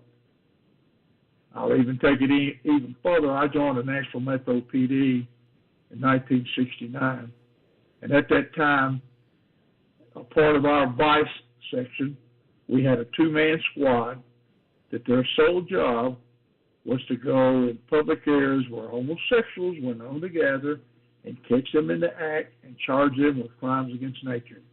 So it's a bunch of baloney when Joe says 1960 that people would see homosexuals out in public embracing or whatever and look loving upon it as an accepted hobby. That's totally acceptable. It's a bunch of bunk. Well, he's just making garbage up. I mean, right? I mean, it's one thing to say that it should have been. It's another thing to say that it was, and it's ridiculous, and you're just lying on the surface to say that it was. It wasn't. You're misremembering out of convenience, Joe, but that's something you do quite a bit. You're pretty good or bad at it, as the case may be. 2 down, 1 to go. Murphy Show, Super Talk 99.7 WTN. Here comes the news.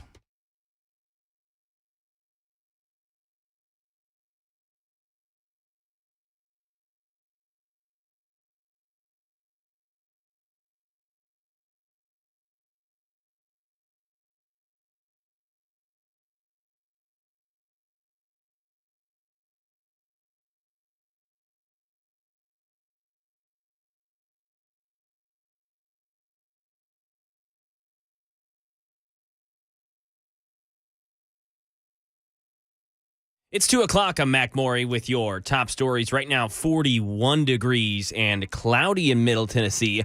Another chilly day here, and a freeze warning will be in effect again for all of Middle Tennessee. Again, a chance for your vegetation to die outside. Weather coming up in just a few minutes.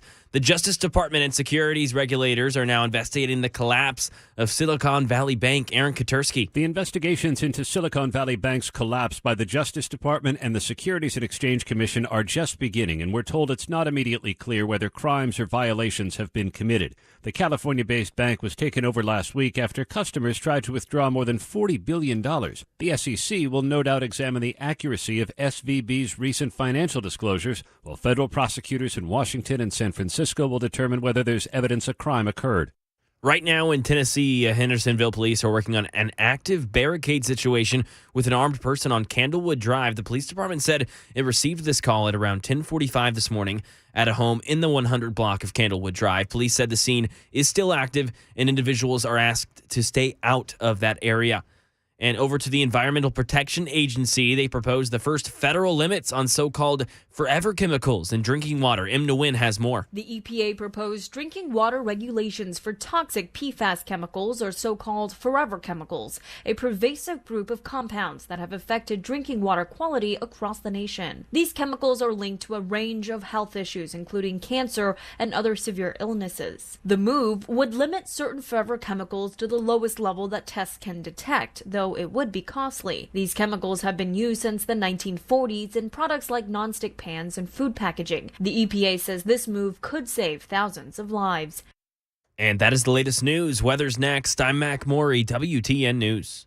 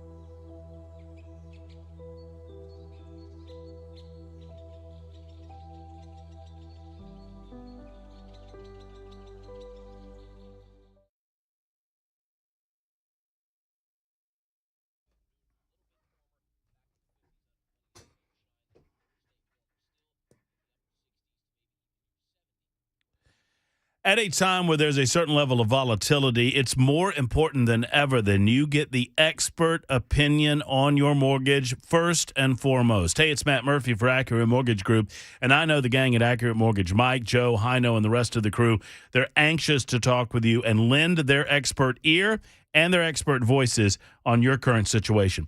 Maybe it is that you're trying to refinance your mortgage to sink some of that high-interest credit card debt into the mortgage, or at least to absolve yourself of that high-interest debt and utilize your home in order to do so. They can help you.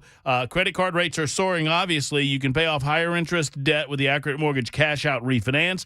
It's a great time to take advantage of that if you're in the right circumstance. And here's the great thing. They'll tell you if you are. 9 times out of 10, you will be. But if you're one of those that aren't, they'll tell you how to get there. Plus, if you're looking to pay a little bit less and you're looking for a new home, Accurate Mortgage is to the rescue with their payment reduction program. It helps buyers enjoy a lower mortgage payment for the first couple of years of the mortgage. It's a fixed rate mortgage. It's not a variable rate. It's fixed rate.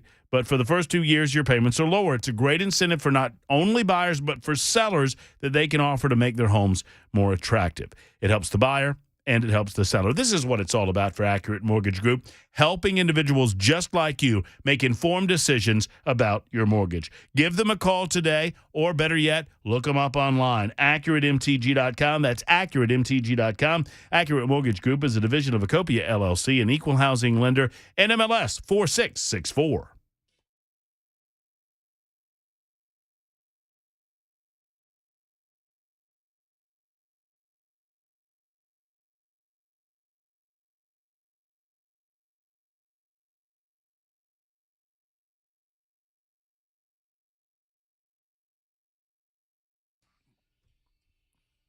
All right, here we go. Hour number 3, Matt Murphy Show in progress. Super Talk 99.7 WTN. Hello, welcome. Thank you for being out there on Super Talk TV. We appreciate you watching on YouTube, Twitter, Facebook, or Twitch.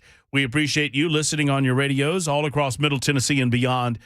We appreciate you. Listen for the full 3 hours, really all day long, information-fueled and opinion-driven News Talk Radio on Super Talk 99.7 WTN. Toward that end, at 3 o'clock this afternoon, Brian Wilson takes over for The Drive, and we're glad he does, until 7 o'clock tonight, where he hands the baton to Mark Levin. And before you know it, it's Nashville's Morning News with Dan Mandis yet again. All right, plenty to get to in the final hour, to include, believe it or not, my favorite clip over the last 24, 36 hours was not Joe Biden making the claim that his epiphany on gay marriage came when he was a boy. And I mean, forget the fact that a young man, 17, 18 years of age in 1959, it is beyond a stretch to believe that he would just willingly, openly accept open homosexuality in 1959 or 1960 in Wilmington, Delaware, without questioning it. His dad said, "Oh, Joey, it's love. It's love, Joey." And Joey went, "Okay, Pop, it's love. I'm going to go to the pool and beat up on a black guy named Corn Pop." I mean, forget that. It's not my favorite clip. My favorite clip is Jen Psaki. Over the last 36 hours, my favorite clip is as follows. Here's Jen Psaki explaining how important the White House is taking bank failures. Make sure you got me pulled up there, Mason. You got me? Good deal. All right, so here's Jen Psaki from yesterday on MSNBC. That's what people need to hear from him. Now, it's important to note, President Biden does nothing at 9 a.m. He is a night owl. So the fact that he is doing this at 9 a.m. anyway speaks to how vital the White House recognizes it is for him. Okay, so all of you should be honored that Joe Biden got out of bed in time to get his nappy on and to get dressed and to somebody to help him figure out which tie he's supposed to put on and to get him all, primped up. And it takes a while to get him revved up. Remember what I said, and I'm not kidding here. Folks, it is so dangerous, the time that we're living in, considering the president that we have. The best that you will see of him is the 5 minutes you see him on TV. I did what I came to do. Well, you're doing it. I'll say that, Mr. President. The best that you will see of him, the best that he is, the most alert and aware that we will get out of Joe Biden is when he's on camera. Every part of his day builds around when he has to be in public. Every bit of it. Know that. And with that knowledge, boy, oh boy, well, thank you, Jen Psaki, giving us a little peek behind the curtain that it takes everything in his power to get up and about by 9 o'clock in the morning. That said, the funniest part isn't the 9 o'clock part, although that's pretty good. It's this part. Hold on. That's what people need to hear from him. Now, it's important to note, President Biden does nothing at 9 a.m. He is a night owl. What? He's a night owl? When's the last time Joe Biden saw 9 o'clock? Come on now. Look, I'm a night owl from way back. I understand what it's like to be a night owl, and I can't stand it. My body is geared this way that I kind of wake up at 10 o'clock at night because nothing real good happens after midnight. Not a lot good happens after 10 p.m. You can get a lot more accomplished if you get up early and get going early. But I am naturally predesigned to be a night owl. And I promise you, Joe Biden has not seen 10 o'clock in 20 years. I got $1,000 that Joe Biden's not seen. Maybe 10:30. He might. Okay, I might take this back. I might have to come back off this. Maybe 10 o'clock Eastern time, he did not hit the hay on the night of the State of the Union. Maybe. We're not counting his middle of the night potty breaks, right? Well, no. That Joe's got to get up and he's got to, get himself over to the bathroom and walk with that stiff-legged.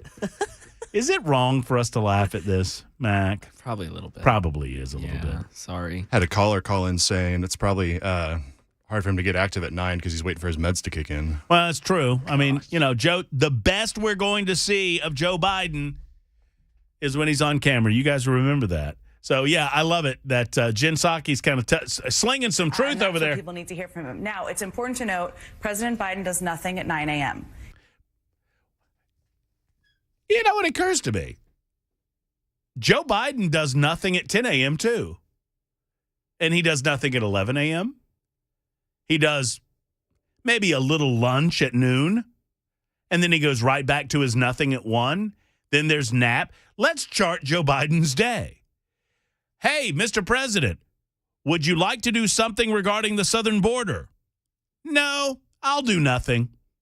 Hey, Mr. President, we've got an energy crisis that you created through executive order when you became president of the United States. Would you like to do something about that? No, I'll do nothing. Mr. President, we've got an inflationary crisis that's being exacerbated by your very own policies over the last 2 years. Any thoughts on doing something about that? No, I'll do nothing. Let's pretend that it's 9 a.m. It's always 9 a.m. with Joe Biden and this presidency. He's done a bunch of nothing since he's been president. Even worse, he's rolled back the something that Trump was doing, and he replaced it with nothing. Doing nothing at 9 a.m. You've been doing nothing since January of 2021, lady. President Biden does nothing at 9 a.m. Nothing at 9 a.m., 10 a.m., 11 a.m., 1 p.m., 2:30 in the afternoon. Nothing. I mean, there are times when nobody sees the president of the United States for days on end. He has no public events scheduled. And when asked about this, it used to be Jen Psaki. Now it's Karine Jean-Pierre. Just because the president doesn't have any public events doesn't mean that he's not hard at it. Have you seen this guy? I don't care what your political affiliation is. When's the last time Joe Biden was hard at anything that didn't involve ice cream? He does nothing at 9 a.m. I can taste it. That ice cream, though, boy, that'll get him riled up. A little bit of that sugar in there. Oh, but he's running for re-election. You guys don't worry about all of that. He's running. Just wait. You know, the best friend that we have is his re-election campaign, because I think the American people have seen through. I mean, the emperor has no clothes here, and we all know it. And we're all running around acting like Joe. Well, we don't, because we know better. The mainstream media runs around, and the big lie, I mean, you want to talk about the big lie. They've been promoting the big lie as that the 2020 election was stolen from Trump, et cetera. You want to talk about the big lie for a minute? Let's talk about the big lie. The media's big lie to the American people over the last couple of years is that they pretend that they don't know. where Joe Biden is mentally. Every single one of them knows. They know. They understand. They know the best that they get out of the guy is the one they see looking blankly, staring into space when being asked questions that he has no answer for. They know. They know that this man is not running the country. They don't want to tell you because he's their guy. And they appreciate the people that are running the show behind him. Unelected? Sure. Do they care? Of course they don't. They know. It's a huge lie. They know the president doesn't have any of the answers. And they know that his presidency has been somewhat of a disaster. Now, some of them might have bought the Kool-Aid or drank the Kool-Aid, to use the analogy appropriately. But others, I think, they're well-versed in what's going on here. They know. And it's a lie that they've been telling for the last 2.5 years, that this is the guy that's under control. And you wonder why Russia took advantage of it. You wonder why China's taking advantage of it. Other countries that don't like the American way very much, they're taking advantage of it. And notice what their fallback go to repeatedly is that Donald Trump screwed everything up. It's Donald Trump's fault that we can't get our railways operating appropriately. It's Donald Trump's fault that Joe Biden could not wander out to Ohio to see the people of that state. It's Donald Trump's fault that a woke tech bank failed because of Joe Biden's inflationary policy and the resulting interest rate hike. That's Donald Trump's fault, according to the Biden administration. So the trains, Trump's fault. Bank bailout problems, Trump's fault. Airliner problems, Trump's fault. I mean, forget the fact that this guy's had 2.5 years. And so the obvious question is, as an example, when questioned on the banks, they said, well, this is deregulation 2018, and Donald Trump deregulated all of these things, and it's just awful because of that deregulation, we just felt like this was coming, and here it is. Well, you've been president since January of 2021. You signed like 30 executive orders your first day in office, rolling back some of the many and good principled policies of the Trump administration to allow business to do the business of business. But now you're telling me, what, this one just slipped through the cracks on you? This one you just missed this bank one until this came up and bite us on the tuchus? You take no responsibility for any of this? None? Of course he doesn't. And because the media gives him a pass, because of the big lie, if you want to talk about the big lie is they pretend like he knows what in the hell is going on.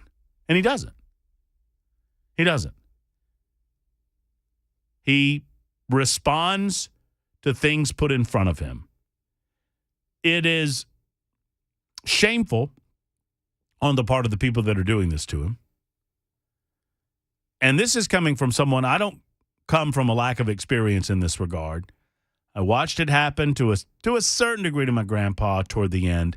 He started losing his memory. He would repeat stories a lot. He would tell, and you sit there and you nod your head and you say, yes, sir, and you listen to the story over and over and over again, and you have no idea whether it's true or not because the man deserves it based on his past. Well, my grandpa wasn't president of the United States, and right now we have a president that tells the same old stories, lies though they may be, over and over again about his dad and corn pop and this, that, and the other thing, and the mainstream media just pretends like there's nothing wrong here.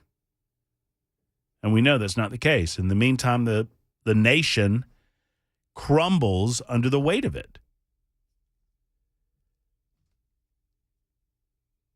And I could go on and on about the various aspects of his presidency that have been utter disasters for a lack of attention to certain aspects, like the southern border. All right, in the meantime, when we come back, as expected, the Metropolitan Government of Nashville and Davidson County has now filed suit against the governor for having the audacity of smacking them back when they decided they didn't want the amount of money that came with the RNC coming to town. We'll share that thought with you in just a moment. Your telephone calls and your thoughts on the Super Text line as well as we roll into the 2 o'clock hour. It's 219 Super Talk 99.7 WTN.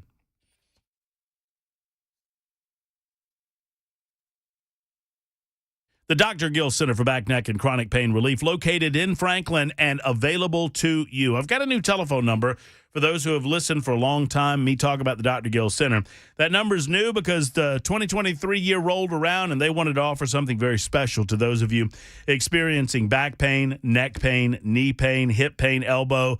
It all can be treated with no needles and no downtime. At the Dr. Gill Center, they've been helping people get back to a pain-free life for well over 30 years. They were the originators of some of the brand-new state-of-the-art industry technology, like their Class 5 laser, red light therapy, spinal decompression, all to pinpoint inflammation in the body, to reduce pain, to reduce swelling, and to accelerate healing. So regardless of where your pain might be, they can help. And as we roll into 2023, their $23 special is still around. Examination, x-ray, and review of findings right now for $23. Give them a call today to begin the process. Schedule an appointment. Tell them I sent you. 615-882-4838. 882-4838 for my friends at the Dr. Gill Center for Back, Neck, and Chronic Pain Relief.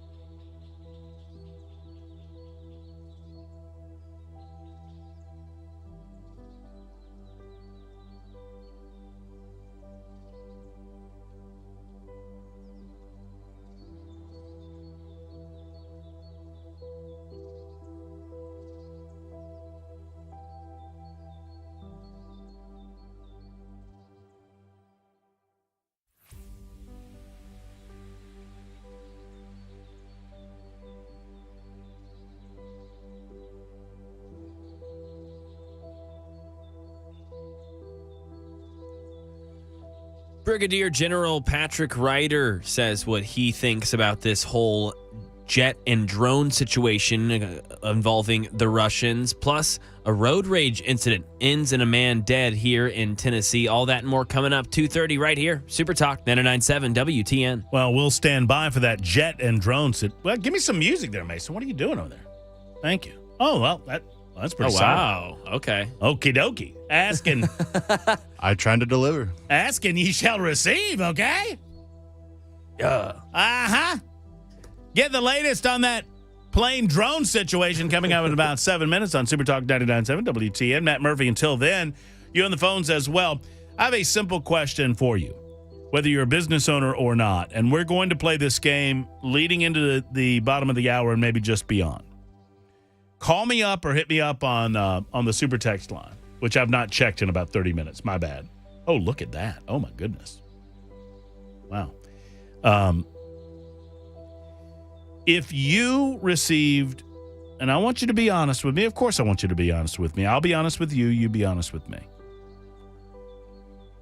we're in a judgment-free zone for a minute. Because I don't believe analyzing what I'm about to present to you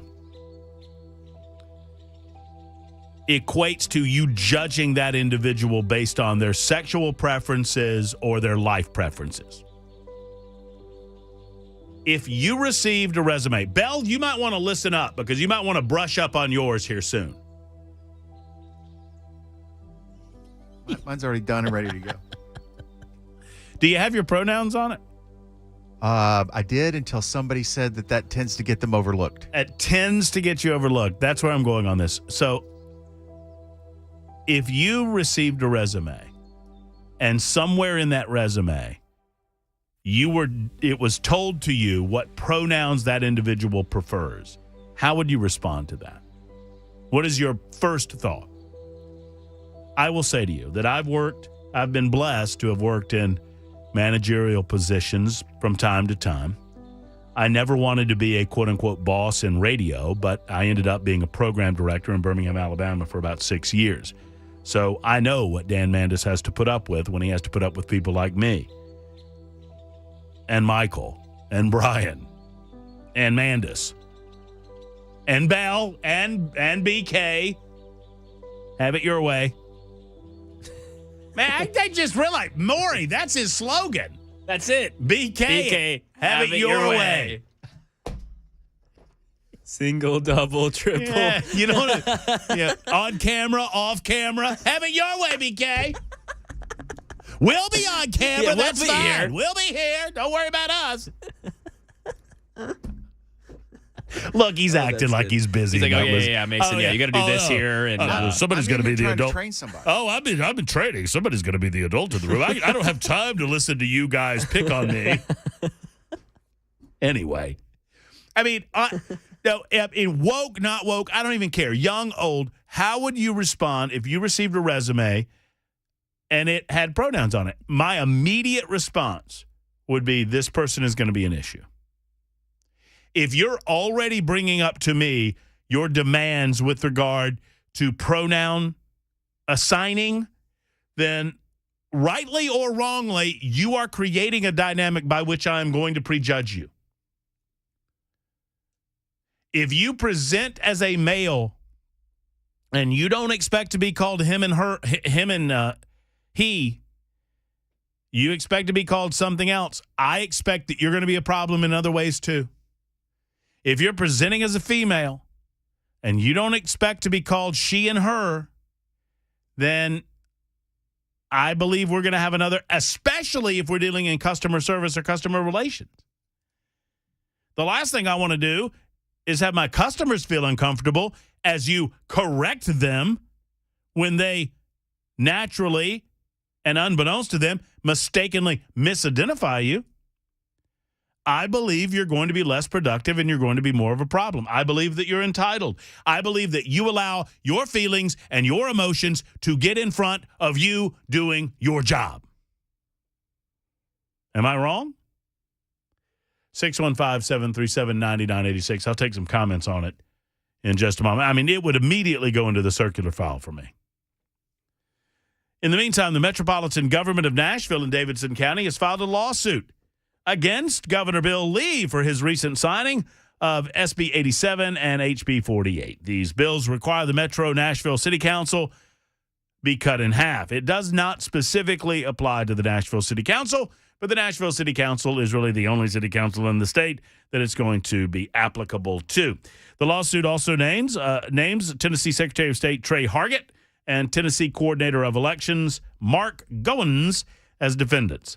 The city's lawsuit, according to the Tennessee Star here, that's where I'm reading from, claims the new law, which caps the number of elected officials in any governing body in the metro government or municipality to 20. Restating that a little slower, any governing body of a metro government or municipality can have no more than 20 council people. The lawsuit claims that it violates the Constitution and the rights of Nashvillians. The lawsuit also argues that such a reduction in the council size would, quote, create confusion as the law requires the council to redraw district maps and other logistical measures by May 1st and elect its new representatives at the next general election scheduled for August 3rd. By the way, that's not true. They're making a big case on that. Actually, a provision in the new law does allow for a special election to be set for August of 2024 if they cannot manage to redraw the district lines and redraw the maps by May 1st. It provides them another year to get that done. So it is obviously bending over in order to accommodate the slow walk that's going on by the Metro Council. In a news conference yesterday, Wally, is it Dietz or Dietz? Have you heard, Mac? Is it Dietz or Dietz? Do you know Wally Dietz? I haven't. I've been going Dietz, but I was also saying silicone at first. So let's just not even stick with. Who brought that up? I don't know what you're talking Who would about. have said that? Who would have corrected you on that? It's Silicon Valley. Everyone knows it's silicone. You said Dietz? That's what I've been going with, I'll go Dietz. I'll go Dietz with you.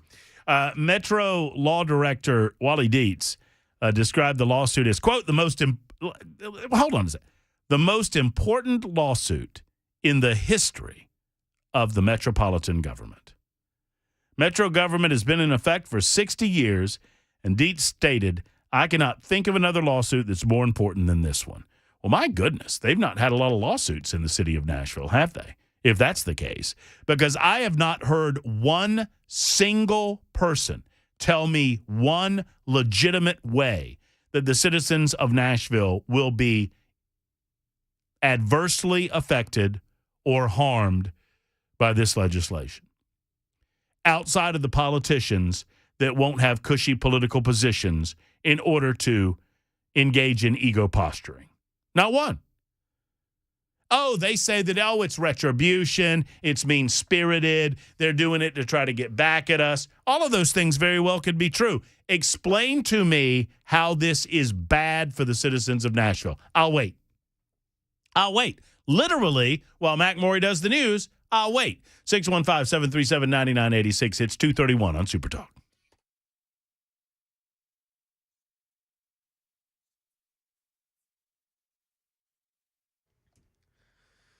31 minutes after the hour of 2 o'clock, I'm Mac Morey with your top stories. Right now, 41 degrees, cloudy, another chilly day in Nashville and all of Middle Tennessee. A freeze warning going into effect starting tonight at 8. It'll be in effect until 10 a.m. tomorrow morning. So another night that'll have temperatures cold enough to kill plants and damage any unprotected water pipes. Weather report coming up just a few minutes away. U.S. officials now responding to early morning incident today where a Russian fighter jets, two of them, collided with the rear propeller of an unmanned U.S. MQ-9 military drone, forcing the U.S. to bring down the drone into the waters off of the Black Sea, close to Ukraine. U.S. European Command has labeled the incident as, quote, dangerous and claims it could lead to unintended escalation. They also claim the Russian jets behaved in an inappropriate manner with the MQ-9. Prior to that collision, Pentagon spokesman Brigadier General Patrick Ryder addressed these concerns during the daily press briefing. Several times before the collision, the Su-27s dumped fuel on and flew in front of the MQ-9 in a reckless and unprofessional manner. This incident demonstrates a lack of competence in addition to being unsafe and unprofessional. U.S. official, and here we go over to a story here in Tennessee. Police say a woman shot and killed a man in a parking lot of Walmart in Hermitage over the weekend. This came after a road rage incident. Officials are saying that this could be out of self-defense, and that means that 22-year-old Tiara Mowbray could walk away without any charges. It began with brake checking between Mowbray and 38-year-old Tristan Walker before they allegedly pulled into this lot. That's when Walker got out of his car and reportedly walked towards Mowbray before she fired one shot and killed him. Walker's girlfriend was in the car as well. Seeing this all happen, Mowbray could be indicted for second-degree murder, but the DA could also see this as self-defense and not charge her. And if she is not charged, Walker's family could still file a civil wrongful death lawsuit. And that is the latest news. Weather's next. I'm Mac Morey, WTN News.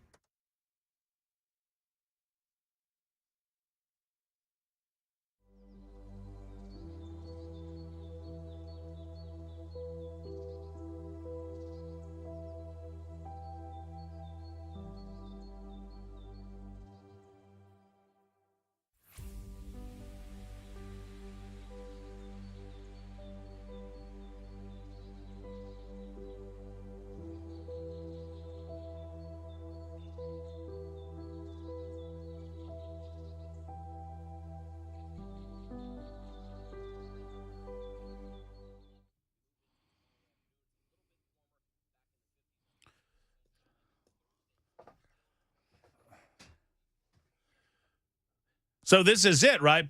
Stefano P. I can never pronounce his name. I don't even know why I tried to start pronouncing his name. This is it, right? This is the last cold snap. Yes, Matt. Thank you. Stefano Pietro? DiPietro. Stefano DiPietro. Yes. Did I get it right that time? Yes. He's a stud. Is he in agreement with me that this is the last hurrah on the cold? Last is in until later this weekend, yeah. No, I mean last hurrah, like, I'll give him another week. Now I want springtime. I want springtime. I want spring. Thanks. I'm pretty sure he's in agreement. Okay, all right, very good. Thank you, Stefano. Matt, I'm in agreement. Oh, thanks, Stefano. I appreciate it. Sorry about that name mispronunciation. I mean, I know you're from Silicon Valley, after all. Over there with Commissioner Dietz, or whatever your name is. Hey, Tennessee Men's Clinic is a great organization, and they've got a brand new location that I want to tell you about. It's in Cool Springs. So you go to Tennessee Men's Clinic website, because I wouldn't expect that you would take my I don't know. I kind of do expect that you would take my advice and roll with it, but you do your own homework and research. But I'll tell you this. If you're feeling sluggish or run down, if you've got a lack of energy, and certainly if that's manifested itself, and I don't want to be too personal here, gentlemen, but if you find yourself less engaged in bedroom activities, you know what I'm talking about? It's time to get with the Tennessee Men's Clinic. Go do your homework and research by going to TennesseeMen'sClinic.com. That's TennesseeMen'sClinic.com. And when you do, you'll see the website, and you'll see all the different things that they can accomplish for you, the simple nature of the visit. They'll do some blood work. They'll get you examined, and then they'll find out if the testosterone level is low. And now they have two locations. They've always had their downtown location in Nashville, and now they have a location in Cool Springs for those of you south of the city. So stop by TennesseeMen'sClinic.com and then give them a call that so many other men have made to the Tennessee Men's Clinic. They were the originator of men's health in Nashville. 615-208-9090, 208-9090.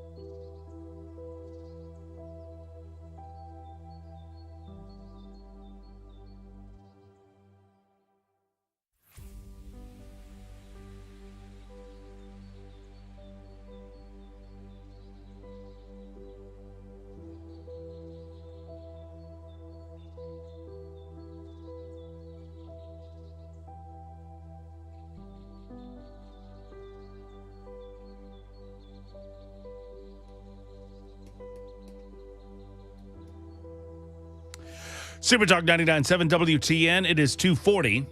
20 minutes until we hand off to The Drive and Brian Wilson. They are precious minutes, and we will squeeze the life out of each and every one of them. Take some of your telephone calls coming up in just a moment. Super text line up and running as well. I asked the general question because there's a new study out that indicates that those that indicate their pronouns on their resumes or on their job applications are taken much less seriously, if seriously at all, by the individuals making the decisions. And I can understand that. Here's the bottom line. When I was starting out in this industry, really, and I feel this way about my job to this moment, pay me consistent with my value to the company and give me a level of job security and job satisfaction. You can call me an antelope for all I care. You can refer to me as a turnip. I don't care. So long as we abide by a contractual agreement set at the time of employment. People have become so very narcissistic and ego-driven in this world. And many of you agree with me. Matt, the first visceral reaction is that most have when they see pronouns listed on any form or application or correspondence is that they are not a serious applicant. The only people that are so deeply entrenched in that nonsense are the virtue signalers, and people already don't want to be around them anyway. Amen. 1421, different subject, says the cut in council is long overdue. We have the third largest in the country. We're not the third most populous city. I agree with that. Ann says, Mr. Matt, it's PFFFFT. That would be pronounced, right? I think so. Oh, sorry. Apologize to Mandis in the morning. I just kind of spit all over the microphone. My bad. No pronouns. I don't even fill out those questions they ask about what you or who you identify as. How dare them to tell me I have to? Full-on Ann would come down on them. That's obviously Ann talking. Matt, I want to hire people who want to work and will be profitable for the company. People who want to be valuable to the company. If things other than that come up first, they are out. When I was the manager of a Waffle House, and I was for about 2 years, I did, obviously, all of the local hiring and, sadly, firing for Waffle House. Now, understand, this was back in 1994, 1993, 94, 95, into 95. So a lot of things have changed between then and now, obviously. I was young and had to be trained in the ways of what you could or could not ask during an interview process. But there came up a very interesting case by which an individual that I happened to know exterior to work was a cross-dresser, is what I would refer to him at the time. I guess he engaged in drag shows, and he wanted to work at Waffle House. And the concern was amongst I had no concern. I expected that he would dress as a man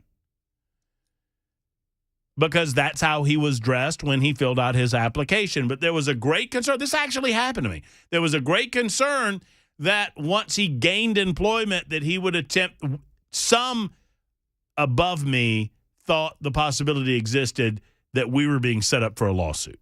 In 1994, I guess it was. The concern was we don't mention it, we don't talk about it, and when it comes to him coming to work, he dresses in drag or cross-dresses, or I guess you would call it, I don't think he was transgender. I think he was just a drag performer. And so I had to work, and you know how I did it? I was very proud of this because it's delicate. You can't just ask people about their sexuality. You're begging for a lawsuit.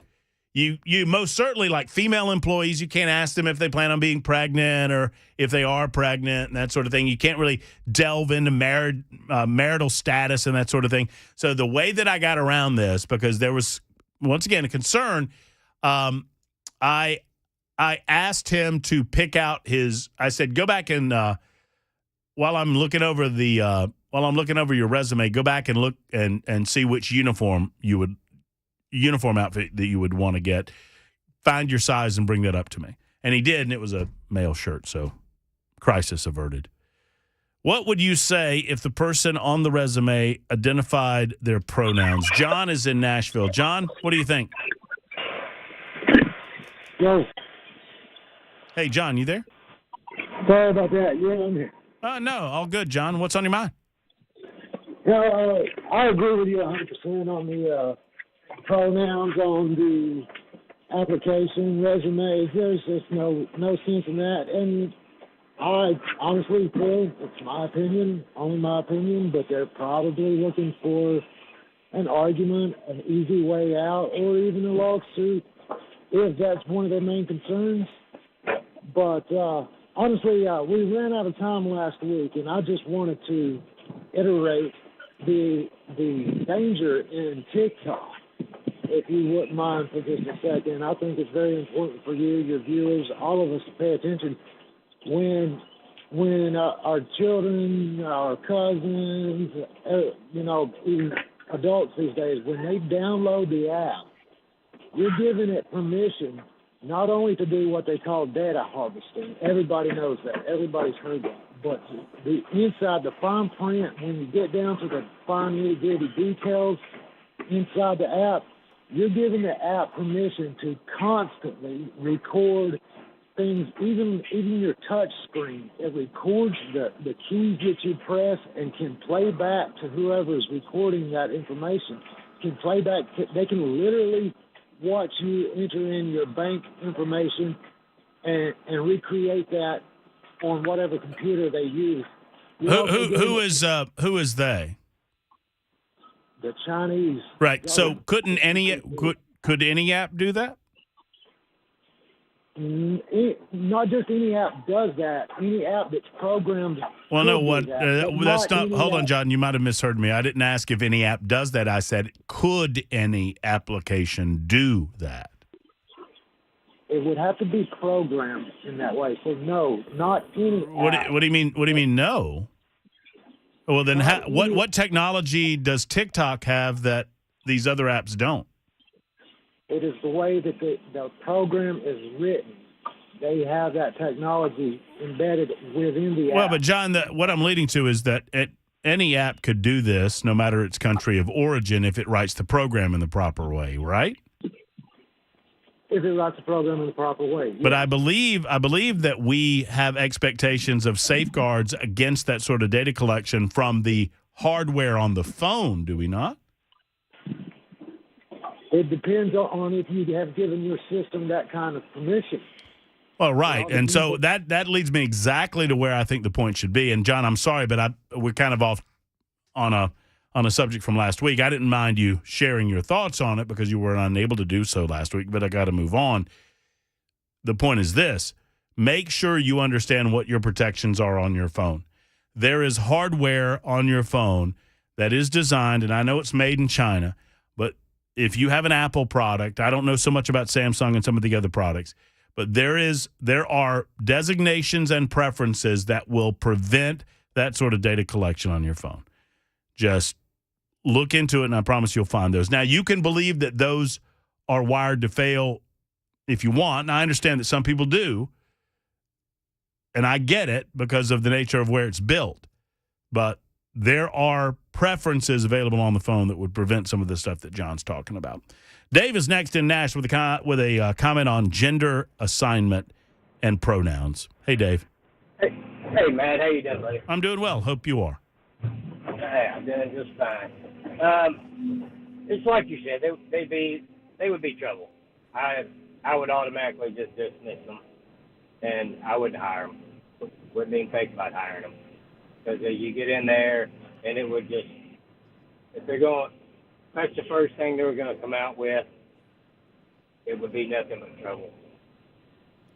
And you'd end up, either you hired them, you'd probably end up with a lawsuit on you in some way, shape, or form.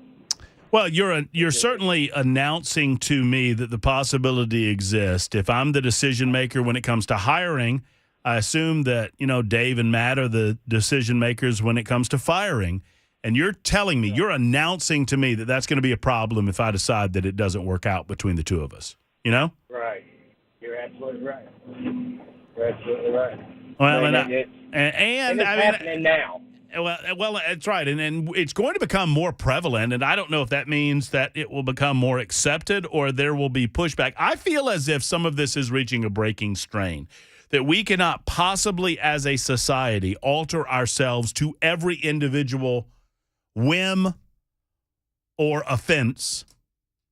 And it seems to me that some in the younger generations, not all certainly, but some in the younger generations think that we should adjust society en masse to their whims.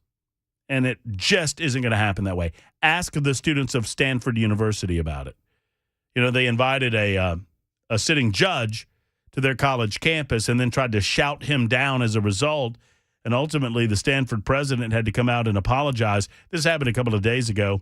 Stanford president and the law school dean apologized to Judge Kyle Duncan for the violations of university policies on speech because the students and an administrator wouldn't allow him to speak on campus because they were being offended. I mean, heaven forbid you get offended in this life. Brian Wilson will be offended if I don't take a break right now because we're making way for the drive. It's 2:51 on Super Talk.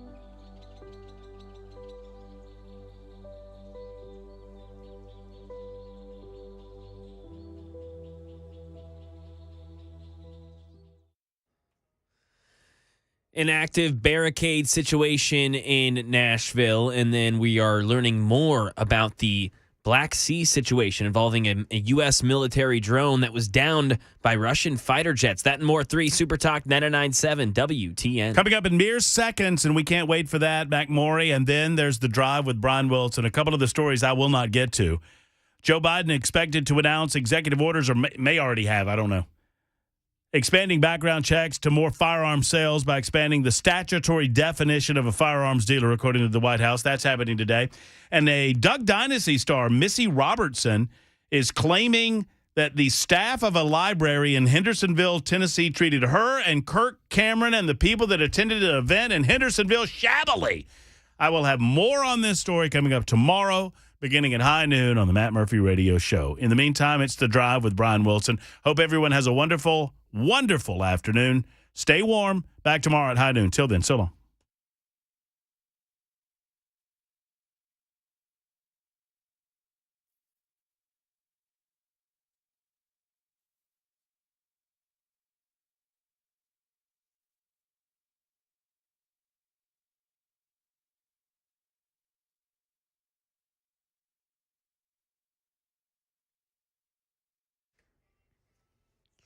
Three o'clock, I'm Mac Morey with your top stories. Right now, 42 degrees in Nashville, and it's going to be another cold day. Freeze warning going into effect tonight at 8, and that will stay in effect till 10 a.m. tomorrow.